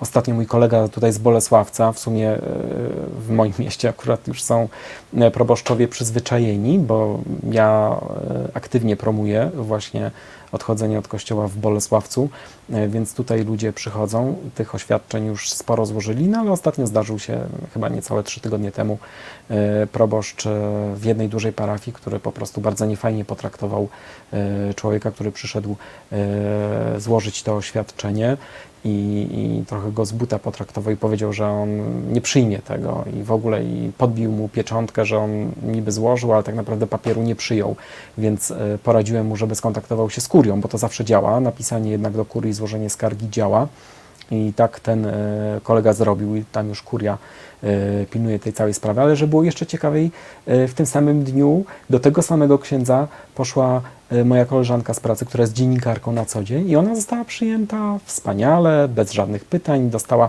tylko że ona poszła po świadectwo chrztu, jeszcze nie składała, ale myślę, że ksiądz wiedział, po co ona przychodzi i po co jej to świadectwo chrztu, ale dostała bez problemu, raz, dwa. Możliwe, że ksiądz wiedział, kto do niego przychodzi i trochę inaczej potraktował, bo to, że ludzie są inaczej traktowani przez księży, to wiadomo. I w sumie zawsze księża patrzą na to, kto ma jaką pozycję, co reprezentuje, albo ile pieniędzy daje. To zawsze wpływa na to, jak księża traktują ludzi. To wiemy z własnego Albo jak doświadczenia. mocno może księdzu zaszkodzić, skoro to była dziennikarka. Tak, albo no dokładnie. Także, no ale to się zdarza. Także sytuacje są różne. Generalnie nie ma problemów, no ale mówię, zdarzają się takie pojedyncze sytuacje, kiedy ksiądz jest niefajny, ale to nie ma co się przejmować. Trzeba po prostu złożyć dokument, poprosić o to, żeby przybił pieczątkę, potwierdzenie na dokumencie, który my zabieramy i to wszystko. I ewentualnie po jakimś czasie można się przejść i poprosić znowu o świadectwo chrztu, bo to jest jedyny taki dokument jakby potwierdzający to, że wyszliśmy z kościoła i tam powinna już być adnotacja. I od razu powiem, nie można tutaj żądać jakichś ogromnych pieniędzy. Co prawda instrukcja kościelna przewiduje, że tam jakieś kancelaryjne opłaty mogą być zażądane, ale one naprawdę niewielkie, no nie wiem, tyle co może kosztować, nie wiem, wydruk z drukarki, czyli jakieś, nie wiem, 50 groszy na przykład. Aczkolwiek musimy pamiętać, że prawo... I pewnie za jakieś znaczki, jak gdzieś muszą to przesyłać. Jeżeli dostajemy nie to... mogą zażądać? Jeżeli dostajemy to w parafii, w której mamy chrzest, tak, czyli tam jest ta księga ochrzczonych i tam pobieramy to świadectwo chrztu, no to nie, no to nigdzie nie muszą tego wysyłać przecież.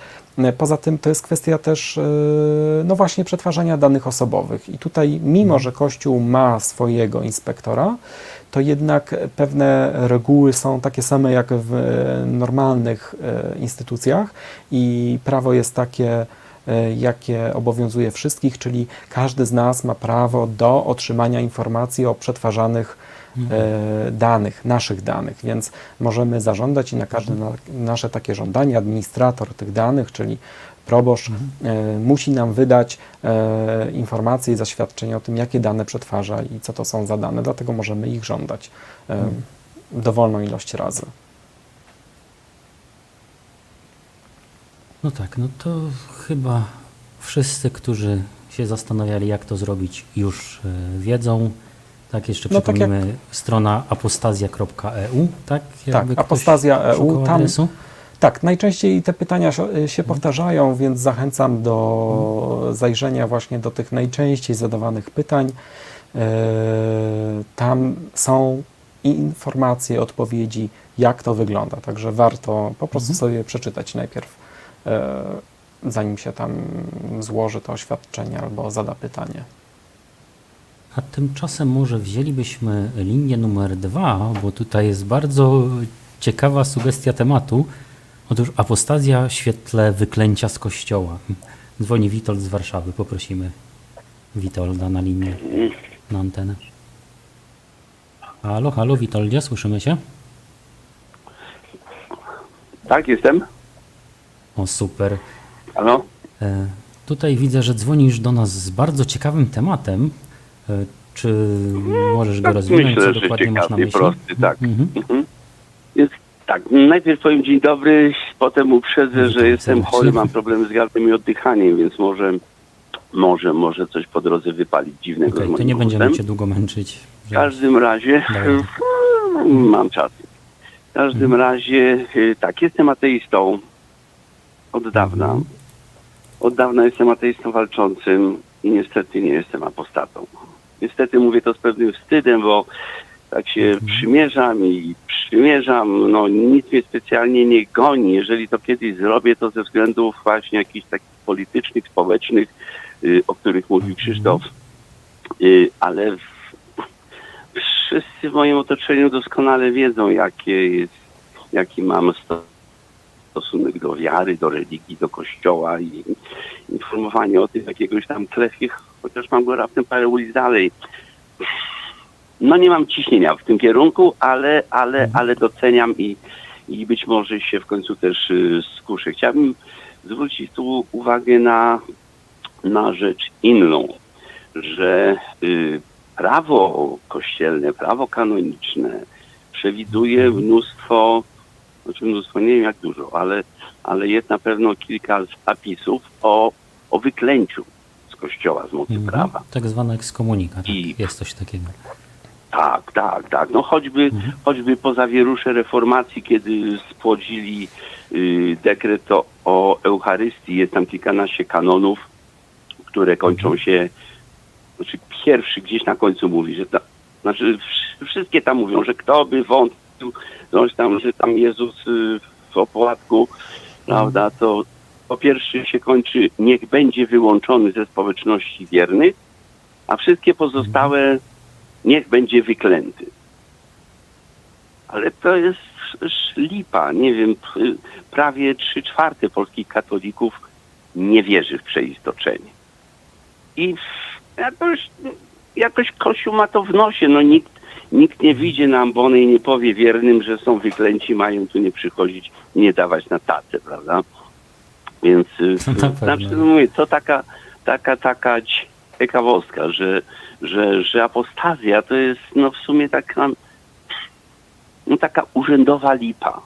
Tak naprawdę to może nie znaczyć nic, bo tam jakiś człowiek, który chce apostazji dokonać, może być, jak mówi też Krzysztof, wierzący, który się nie zgadza z pierdołami kościelnymi, ale nie zgrzeszył wobec Ducha Świętego i jest katolikiem, a chce wystąpić. Więc to jest mówię, taka dentalipa po prostu. Ale to ciekawostka. I chciałbym jeszcze zwrócić uwagę na inną rzecz, na funkcjonującą w społeczeństwie tradycyjnie zbitkę taką, prawda, Polak katolik, zbitkę słowo. To jest takie sztandarowe, ustalone. Więc jeżeli weźmiemy pod uwagę konkordat, no sorry, Polak nie podpisuje z Polską umowy międzypaństwowej. Znaczy katolik nie jest Polakiem. Zresztą nawet Tadeusz Rydzyk, nasz głowa kościoła polskiego przynajmniej, ogłaszała, że jako katolika jego nie obowiązuje polskie prawo, prawda? Więc to też radzę mieć na uwadze takie coś, że katolik to nie jest Polak. Katolicy w Polsce i ludzie przez nich jakoś tam zbabamuceni od zawsze podporządkowują sprawy Polski sprawom Watykanu. Tak nie robi Polak. Znaczy, no w pewnym sensie tak, no, katolik to jest Przepraszam, bo będę miała tak kaszlu. Przepraszam, kłaniam się. Dziękujemy bardzo. Jasne, dzięki. To się może odniesiemy tak już po telefonie, tutaj, żeby nie męczyć na wady kaszlu. No, generalnie to pierwsza sprawa, jak wystąpisz, no to de facto wierzącym chrześcijaninem być może jesteś, ale nie jesteś katolikiem, tak w sensie formalnym. A druga sprawa, ekskomunika, to jest no może dla ateisty coś, czym może się pochwalić, że zostałem tu ekskomunikowany, jak fajnie, ale to jest element prawa kanonicznego. To tak trochę, jak nie jesteś katolikiem, to cię to trochę nie obchodzi. Dokładnie tak. Tak wygląda właśnie sytuacja, że w sumie kiedy ktoś występuje, to tak naprawdę już w ogóle nie musi się przejmować żadnymi ekskomunikami. Zresztą ekskomunika była tylko chyba po to, żeby zastraszyć ludzi i żeby oni sobie myśleli, że to jest mega straszna rzecz i że wyląduje się w piekle, które zresztą Kościół wymyślił. No i to miało być coś strasznego. Myślę, że w dawniejszych czasach to miało jakąś siłę rażenia. No tak, bo ludzie nie wiedzieli, że no tak, najpierw byli przekonani, że to wszystko jest prawdziwe, no więc generalnie wykluczenie poza społeczność jest niefajne. My wszyscy tak naprawdę, wszystkie ssaki, a jesteśmy nimi, boimy się wykluczenia z grupy. I my też żyjemy w różnych grupach i też nie chcemy być wykluczani. Jeżeli chodzimy do szkoły, to nie chcemy być wykluczani z grupy rówieśniczej. Więc ta ekskomunika bazowała na takim bardzo pierwotnym strachu, tak? Że wykluczymy ciebie, zostaniesz usunięty z naszej grupy. I to jest rzecz, której wszyscy w sumie boimy. Bo jednak jesteśmy zwierzętami społecznymi. I to otoczenie jest dla nas ważne. Więc Kościół sobie na tym bazował i to było straszne. Natomiast Kościół, no teraz po pierwsze wiemy, że nie musimy być w tej wspólnocie, bo jednak ludzie żyją sobie swobodnie i tworzą inne wspólnoty, więc ta religijna nie jest jedyną. A po drugie, no w sumie też wiemy, że te bajki o piekle, jakichś karach, niebie i w ogóle no, są po prostu bajkami i nie ma co się tym przejmować. No i w ogóle myślę, że to jest też kolejny dobry argument za apostazją. To, o czym mówisz, że był ten strach przed opuszczeniem wspólnoty, tak, że nagle jestem poza grupą, no to w tym Tak. momencie jest wręcz przeciwnie. Ty się dopisujesz do pewnej grupy poza Kościołem. No No bo i poza jeżeli tym- apostatów jest coraz więcej, no to masz swoją grupę po prostu, tylko inną. Dokładnie. Poza tym powiem Ci, że w sumie bycie teraz poza Kościołem jest swego rodzaju nobilitujące, bo jednak przynależność do instytucji, która krzywdzi ludzi, nie jest fajne. Więc uważam, że bycie w tej innej grupie jest po prostu lepsze. Mówiłeś, że chyba mamy jeszcze jeden telefon. Mhm. Tak, mamy telefon od Patrycji z Wałbrzycha i ona chciałaby się generalnie odnieść do telefonów poprzednich, do tematu tej urny w domu. Tak mam w notatkach. Więc poprosimy linię numer 1, Paulina. Patrycję, przepraszam. Halo, Patrycja, słyszymy się? Halo, cześć, tak? O, słyszymy się, super. Jesteś na wizji. Z czym do nas dzwonisz? Jestem apostatką, jestem Hmm? wpisana. Chciałabym się odnieść Super. po pierwsze do jednego z telefonów. Tam, jeżeli chodzi o prawo w Polsce, no to urny nie możemy przetrzymywać z prochami w domu. Osoby przynajmniej. Akurat wykonuję urny świeckie. Stąd mogę odnieść się do tematu. Druga sprawa jest taka, że dzwonił pan, który ma 2 dzieci i zastanawia się, czy powinien to zrobić i czy powinien oświecić rodzinę. No uważam, że przede wszystkim właśnie powinno się dzieciom mówić prawdę. Ja mam 2 dzieci, z którymi cały czas rozmawiam na ten temat. Oczywiście daję im możliwość wyboru. Natomiast niemówienie dzieciom o swoich poglądach uważam za niewłaściwe, tak? Dzieci powinny wiedzieć. Rodzina też powinna wiedzieć, bo później po pogrzebie mogą być nieprzyjemności, tak? Idą do księdza, mówią, że chcą pogrzeb, a tu się okazuje, że osoba jest po apostazji. My się nie mamy czego wstydzić.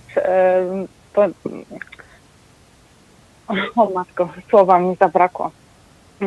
To nie jest powód do wstydu.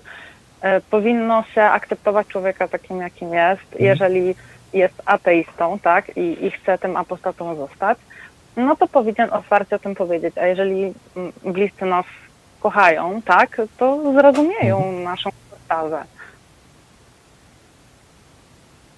No tak, bo to jest trochę odgrywanie kogoś, kim nie jesteś, jeżeli to wypierasz, jeżeli ukrywasz to, no, deklarujesz, że jesteś katolikiem, chociaż z katolicyzmem nie ma nic wspólnego, nawet w tym momencie formalnie, tak? Po takim akcie apostazji. Dokładnie.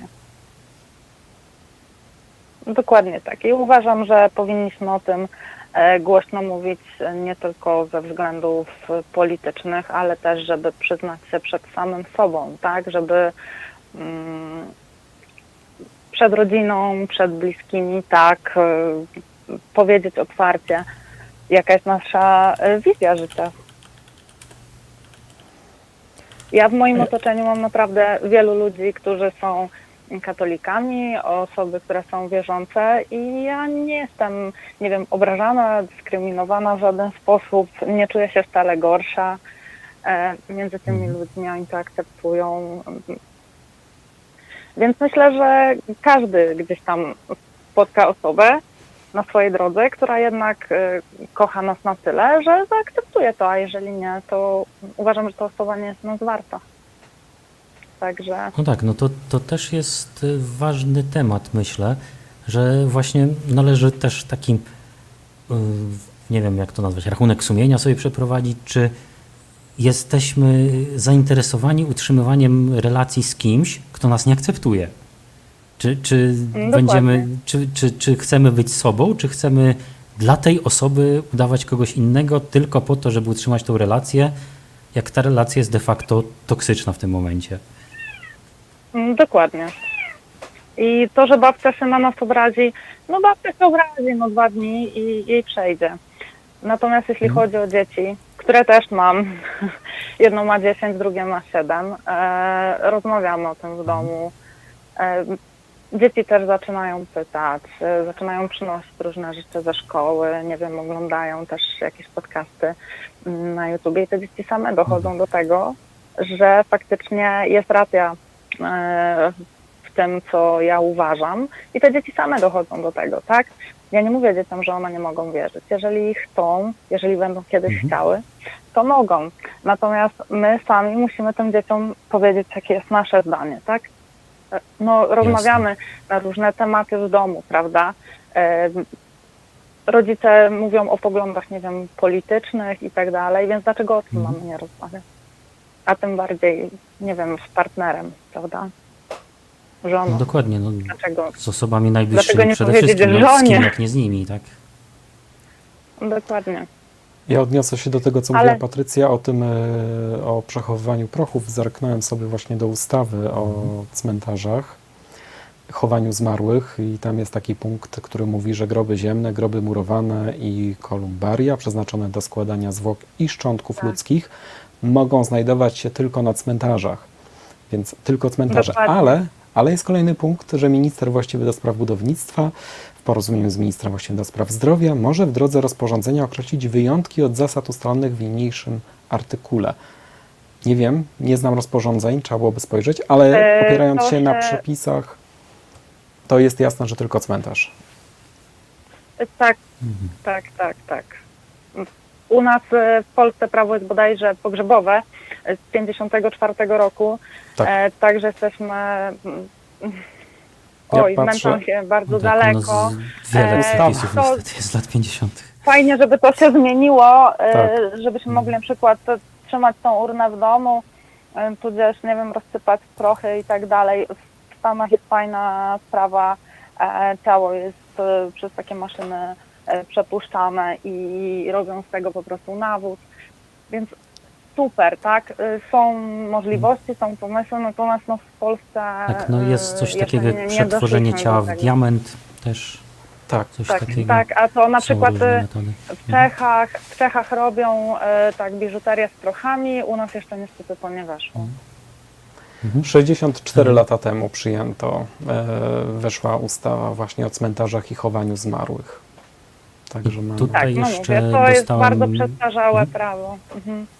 Tutaj jeszcze dostałem wiadomość od ekipy, że jeżeli chodzi o te rozporządzenia stanowiące wyjątki, to głównie takie rozporządzenia dotyczą pochówków w kościołach. W kryptach. Akurat u nas, w jakichś kryptach i tak dalej. Tak, tak. Że to jest poza cmentarzem, a jest zezwolone przez uchwałę. Więc raczej świeccy, którzy chcieliby mieć mauzoleum w ogródku, raczej nie mają na co liczyć.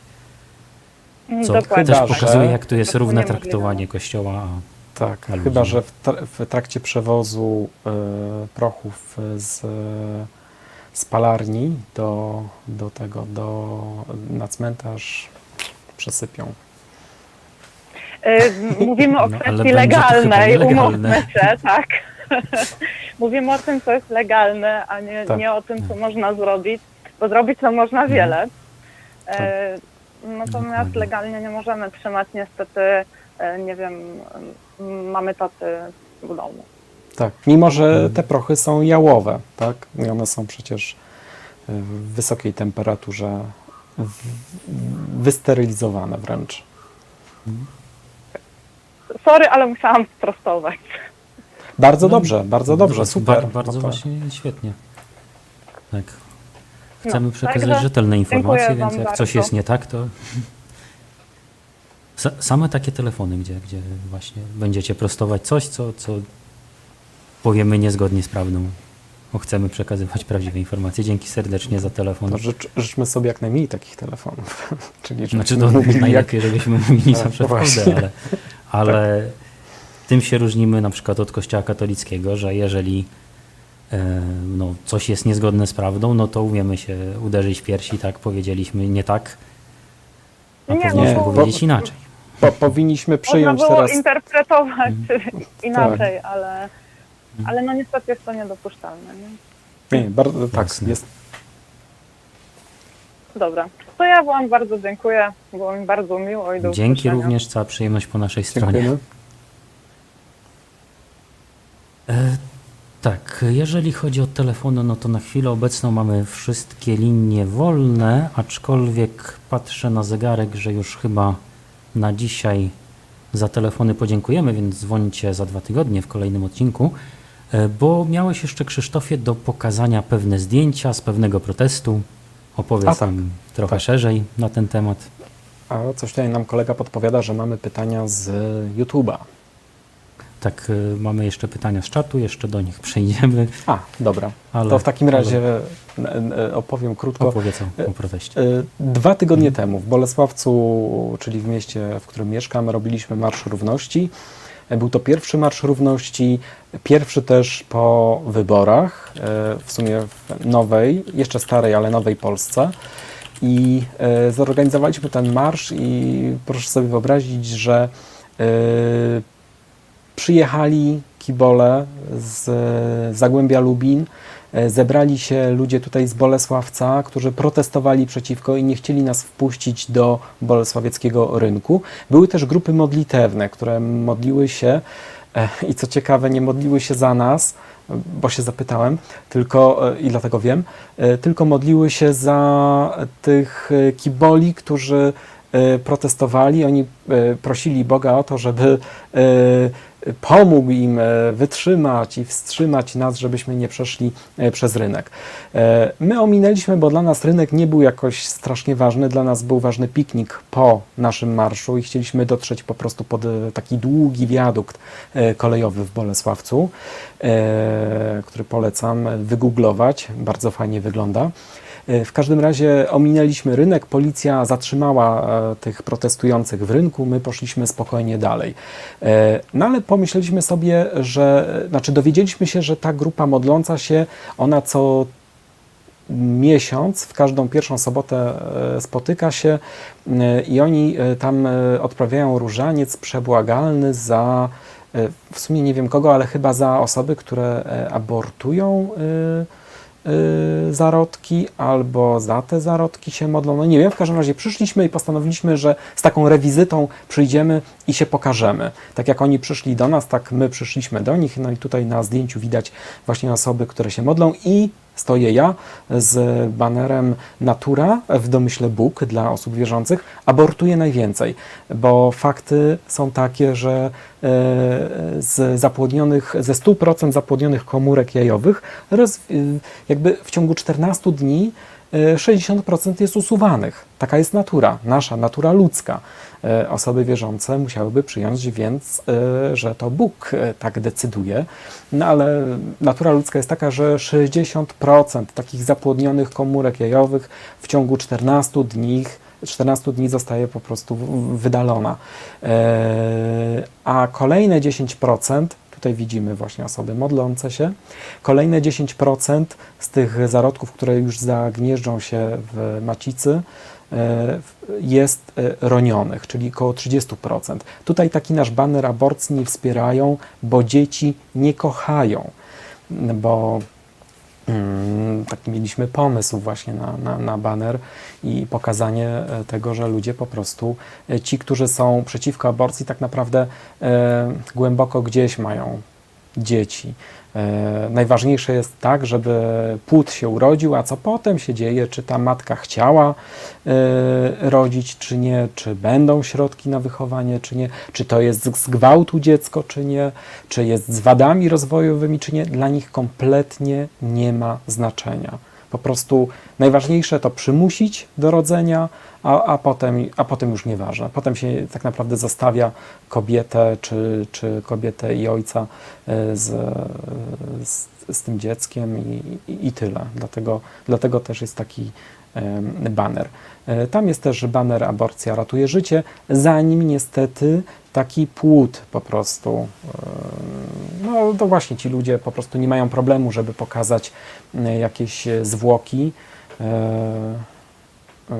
tak publicznie, no ale oczywiście są tymi dobrymi. Tutaj koleżanka, przyjaciółka pokazuje aborcja ratuje życie. No przyszliśmy do nich, nie krzyczeliśmy, Oni krzyczeli u nas zakaz pedałowania, my nie krzyczeliśmy zakaz różańcowania, po prostu mówiliśmy, mieliśmy napisane chcemy zdrowia, nie zdrowasiek. No, pokazywaliśmy to tym ludziom, zrobiliśmy trochę zdjęć, no i okazało się, że to ich trochę zaskoczyło, no i przewodnicząca wezwała policję i przyjechało 6 radiowozów, chyba wszystkie patrole, które były w tym momencie w powiecie bolesławieckim, no i chcieli nas wylegitymować. Nie mieli podstaw prawnych, ponieważ żeby wylegitymować kogoś, trzeba mieć podstawę prawną, to oczywiście ustawa o policji, ale też podstawę faktyczną, czyli musi zachodzić podejrzenie, że dokonujemy przestępstwa, wykroczenia, czegokolwiek, no a przecież my nic nie robiliśmy. Staliśmy, spontanicznie się zgromadziliśmy i po prostu prezentowaliśmy nasze banery. De facto nawet nie przeszkadzaliśmy tym modlącym się, oni mogli dalej, zresztą to też czynili, że oni cały czas się modlili, więc ani ich nie przesuwaliśmy, ani ich nie dotykaliśmy, nic praktycznie nie robiliśmy, tylko pokazywaliśmy nasze banery.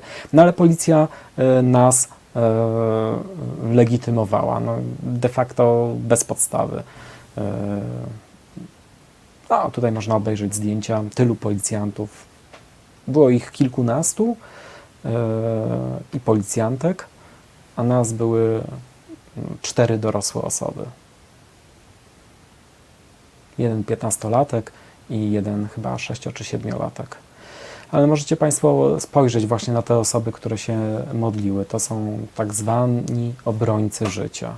Obrońcy życia, dla których ważne jest tylko to, żeby kobieta urodziła, nieważne czy płód jest zdrowy, czy mózg jest poza czaszką, to jest nieważne. Ważne, że po prostu oni mają taką wizję, że trzeba.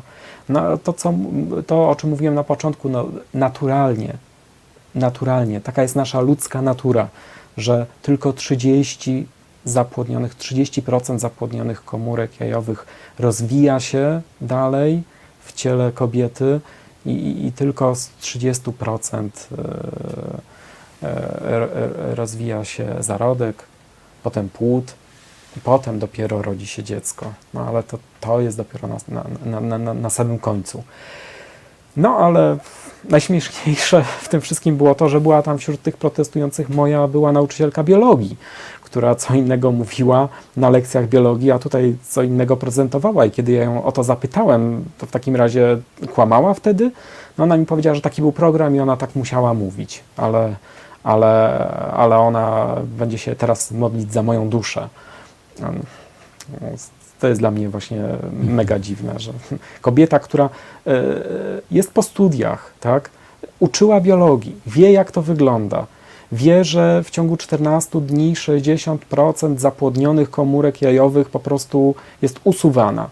Jeżeli ktoś weźmie tabletkę dzień po, no to tak naprawdę i tak ma tylko 40% szans na to, że ta komórka jajowa będzie się dalej rozwijać, więc ta tabletka jest tylko po to, żeby te 40% jeszcze wyeliminować, tak? I tam o żadnym dziecku nie może być mowy. To jest zlepek paru komórek, morula, tak? Takie pojęcia z biologii. Jeszcze warto zauważyć, że bardzo często ktoś, kto decyduje się na aborcję, potem decyduje się na dziecko planowane, tak jakby, nie?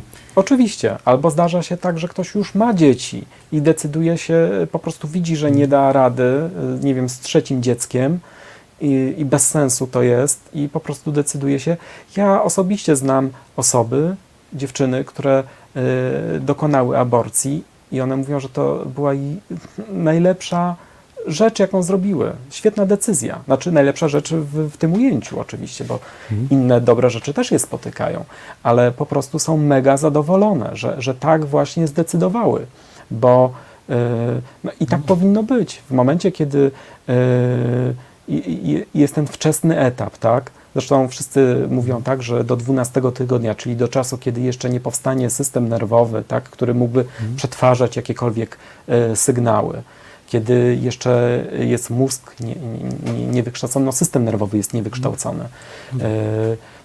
I że przyjęto tę granicę właśnie 12 tygodnia, no to jeżeli ktoś decyduje się na taki krok, no to uważam, że to jest super. A już w ogóle sytuacja, w której jest tak, że ciąża zagraża kobiecie i w takich sytuacjach w ogóle się nie dopuszcza do działania, to jest po prostu to jest dopiero mordowanie, ale kobiet. Bo kiedy się po prostu... No jest duża szansa, że ani dziecko, ani matka nie przeżyje, a tak jakby dokonać aborcji, może ta matka miałaby 3 dzieci w przyszłości, tak? Tak, ale generalnie to jest a taka tu się nie sytuacja, daje tej szansy. Tak, znaczy kwestia jest też tego właśnie, mówmy o tym, co się dzieje w czasie ciąży, że to jest płód, to jeszcze nie jest dziecko, to jest potencjalnie dziecko, to dopiero będzie dziecko, to tak jak przecież wiemy wszyscy, że umrzemy, tak? Wszyscy umrzemy, więc de facto za jakiś czas będziemy trupami, ale jeszcze nie jesteśmy tymi trupami, więc ciężko jest o nas mówić, że jesteśmy trupami. Tak samo nie można mówić o zarodku, czy o zapłodnionej komórce jajowej, że to jest dziecko. To potencjalnie będzie dziecko, ale jeszcze nie jest. I naturalnie nasza natura powoduje, że 60% zapłodnionych komórek jajowych po prostu zostanie wydalonych, nic się z nich nie rozwinie, a potem jeszcze 10% zarodków jest ronionych z różnego rodzaju przyczyn. No. Także... Tak się wcinam, bo jeszcze mieliśmy te pytania z czatu, a już się... Przepraszam. Czas leci, także poprosimy o wybrane pytania. Nie może. Nastolatek nie może dokonać apostazji. Apostazji może dokonać jedynie osoba pełnoletnia. Co w ogóle jest paradoksalne, zapisać dziecko do kościoła mogą rodzice, czyli dokonać chrztu, i żeby było jeszcze bardziej surrealistycznie, to ci sami rodzice nie mogą wypisać tego dziecka, nie mogą za dziecka dokonać apostazji. Czyli zapisać mogą, a wypisać już nie mogą. Nastolatek też się sam nie może wypisać, dopiero może to zrobić jako osoba pełnoletnia. To jest chore. Ale jak w całym Kościele wiele rzeczy jest chorych, także tak to wygląda. Dokładnie, następne pytanie. Co z zasadą raz katolik, zawsze katolik? No tak katolicy sobie mówią, że tak. No ale czy my musimy się jakoś przejmować tym, co mówią sobie katolicy? No nie wiem, no nie wiem. Ktoś... No to tak jakbyśmy się, nie wiem, przejmowali przepisami prawa niemieckiego, tak, kiedy wyprowadzamy się z Niemiec. No, wypisujemy się z Kościoła katolickiego, zasady głoszone przez Kościół katolicki nas nie dotyczą po prostu. Tak, no tak. Więc no nic, zostaje se w Kościele razem z naszym aktem apostazji, bez nas. Tak. Taka zasada.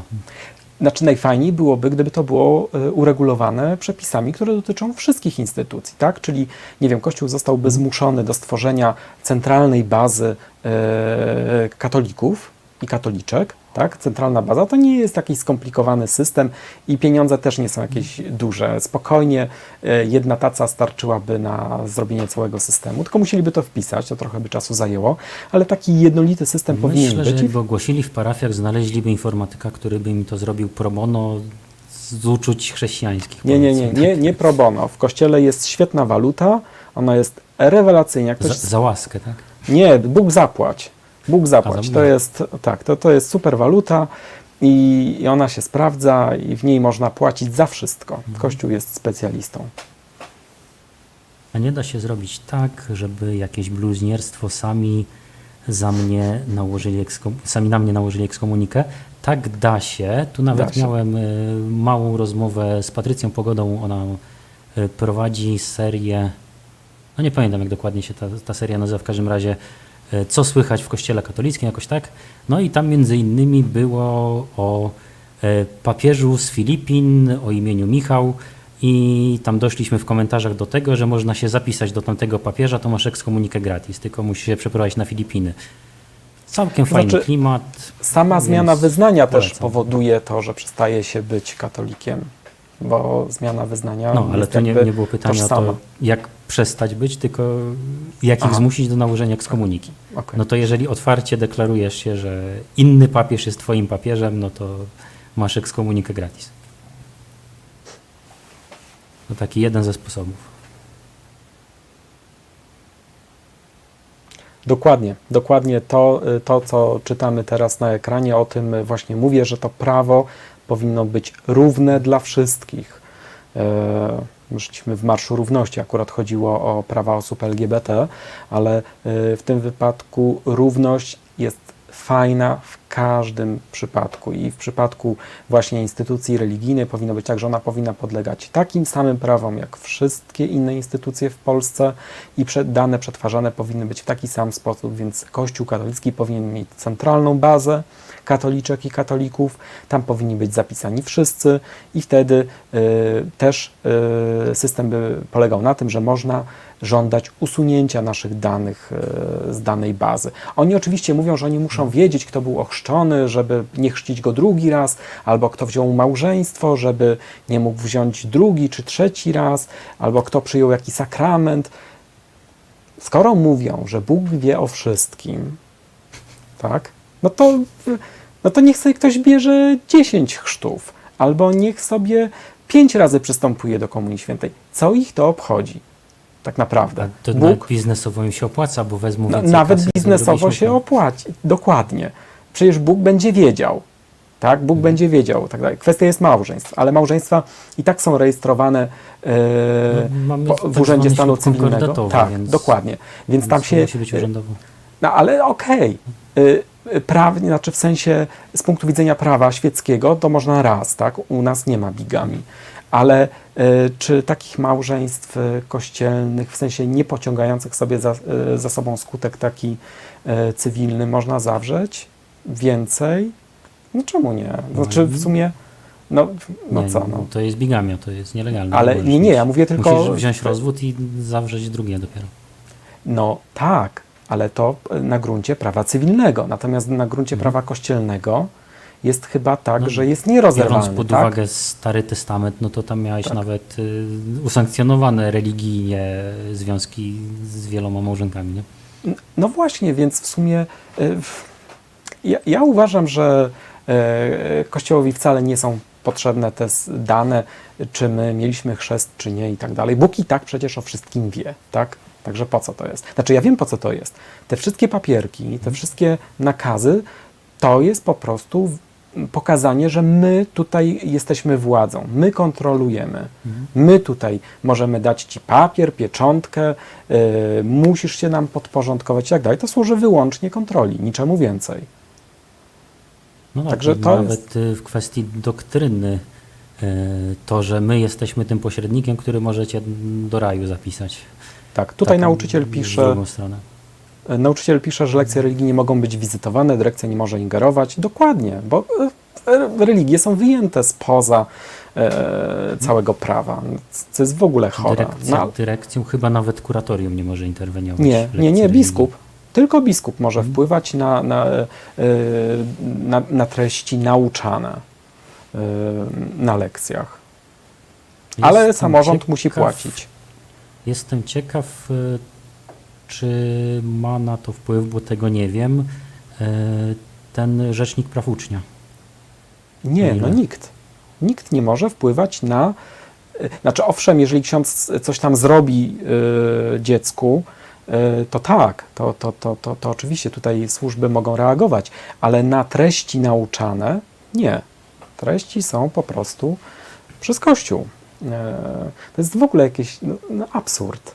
Nie wiem, wyobraźmy sobie, że mamy firmę i zatrudniamy jakiegoś człowieka i w ogóle nie mamy nad nim kontroli. On może sobie robić, co chce. My za to jesteśmy zmuszeni do wypłaty co miesięcznie. Musimy mu zapłacić. ale zatrudniamy człowieka i żadna instytucja nie może skontrolować nam firmy, my możemy go traktować jak chcemy, nie? Nie, no właśnie. Nie, no właśnie, nie możesz z nim nic zrobić. Ty nawet nie wiesz, kogo ty zatrudnisz. Ty masz tylko, dostajesz, ktoś przychodzi do ciebie, tak? Dzień dobry, ja tutaj będę uczyć religii. Aha, no to dobrze. No i tyle. Nawet nie możesz tej osoby powiedzieć, że nie, tej nie chcesz, że wolisz tamtą, bo ona fajniej uczy. No nie, po prostu przysyłana jest osoba i tyle. Przydziela i musisz. Tak. No to prowadzisz firmę i ktoś ci przysyła pracownika, on robi co chce, a ty musisz tylko płacić kasę co miesiąc. No, znaczy Kościół to sobie świetnie wymyślił. No mówię, tam głupków nie ma na szczytach. No, po prostu kręcą całym społeczeństwem jak tylko mogą. No, na szczęście teraz ludzie mają wiedzę, myślą samodzielnie i po prostu przestają się na to zgadzać. No, a Kościół będzie jak najdłużej utrzymywać obecny stan, bo dla nich to jest super. No, czysta kasa, żadnej odpowiedzialności, czysta kasa. A i jeszcze straszenie, no bo na tym to polega. Tak? Cała religia polega na tym, żeby najpierw ludzi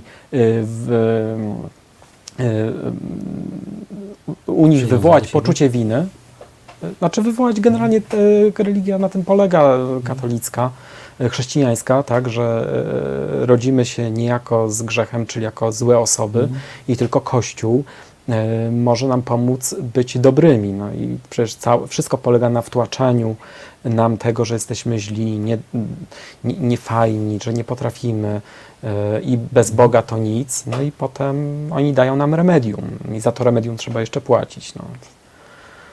Świetnie wymyślony sposób. No. Nie. Inflacji nie ulega, to jest po prostu waluta rewelacyjna, wszystko nią można kupić, tylko trzeba mieć człowieka odpowiednio sformatowanego. A ludzie są w stanie dużo zrobić, za to Bóg zapłać. Tak, Niestety. to jest po prostu waluta bezcenna, więc nie może stracić na wartości. Tak, to ma, znaczy to nie ma żadnej wartości, ale niektórzy myślą, że ma. Dokładnie. To było z taką dużą ironią, to bezcenne.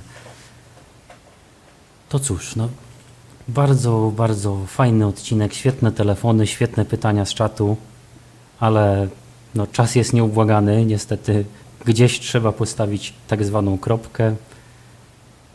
Ale to Dziękujemy. zanim postawimy kropkę, to tak. bo skoro Kościół tylko o pieniądzach, to możemy też o pieniądzach, w sensie o Patronite właśnie. To że- zaraz do tego przejdziemy, tak jak najbardziej. Jeżeli chcielibyście nas wesprzeć, myślicie, że to, co robimy, jest świetną rzeczą, to oczywiście zapraszam na nasz profil patronite.pl/stacja-ateizm. Zapraszam też na nasze media społecznościowe, przede wszystkim na grupę dyskusyjną na Facebooku. Tam są bardzo owocne dyskusje na bardzo ciekawe tematy, również na temat apostazji się zdarza. Oczywiście zapraszamy do subskrybowania kanału, komentowania, zostawiania łapek. Wiecie, jak to działa, żeby podbijać zasięgi. Też polecajcie oczywiście nasz kanał znajomym. Tak, dokładnie, łapka w górę. I czy może, Krzysztofie, masz coś na koniec jeszcze tak do przekazania dla naszych widzów? Ja zachęcam przede wszystkim do tego, żeby być odważnym, żeby być sobą i żeby po prostu działać. Czyli jeżeli ktoś ma pomysł na to, że chce pokazać sobie i innym, że odchodzi od Kościoła, to żeby to zrobił.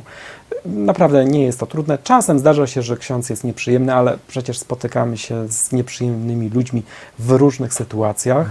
Także to wcale nie jest taka najgorsza sytuacja, a można potem dumnie chodzić i mówić, wystąpiłem z tej okropnej instytucji, jaką jest Kościół katolicki. I myślę, że to jest fajna rzecz, którą warto się chwalić. Dokładnie. Dlatego jeszcze jeden adres, który sobie warto zanotować, czyli apostazja.eu. Dokładnie A zapraszam. z kolei jeszcze też można kontaktować się drogą mailową, jeżeli chcecie to zrobić anonimowo, nie chcecie na przykład na forum dyskusyjnym, tylko tak prywatnie, że tak powiem, nam jako stacji zadać pytanie. Mamy też e-mail kontakt@stacja-ateizm.pl i mamy też e-mail, w którym możecie zgłaszać swoją chęć współpracy z naszym projektem. Jeżeli chcecie dać coś z siebie, że tak powiem bezpośrednio, to jest rekrutacja@stacja-ateizm.pl. Dzięki serdeczne za dzisiaj i zapraszamy za 2 tygodnie. Do zobaczenia. Dziękuję bardzo.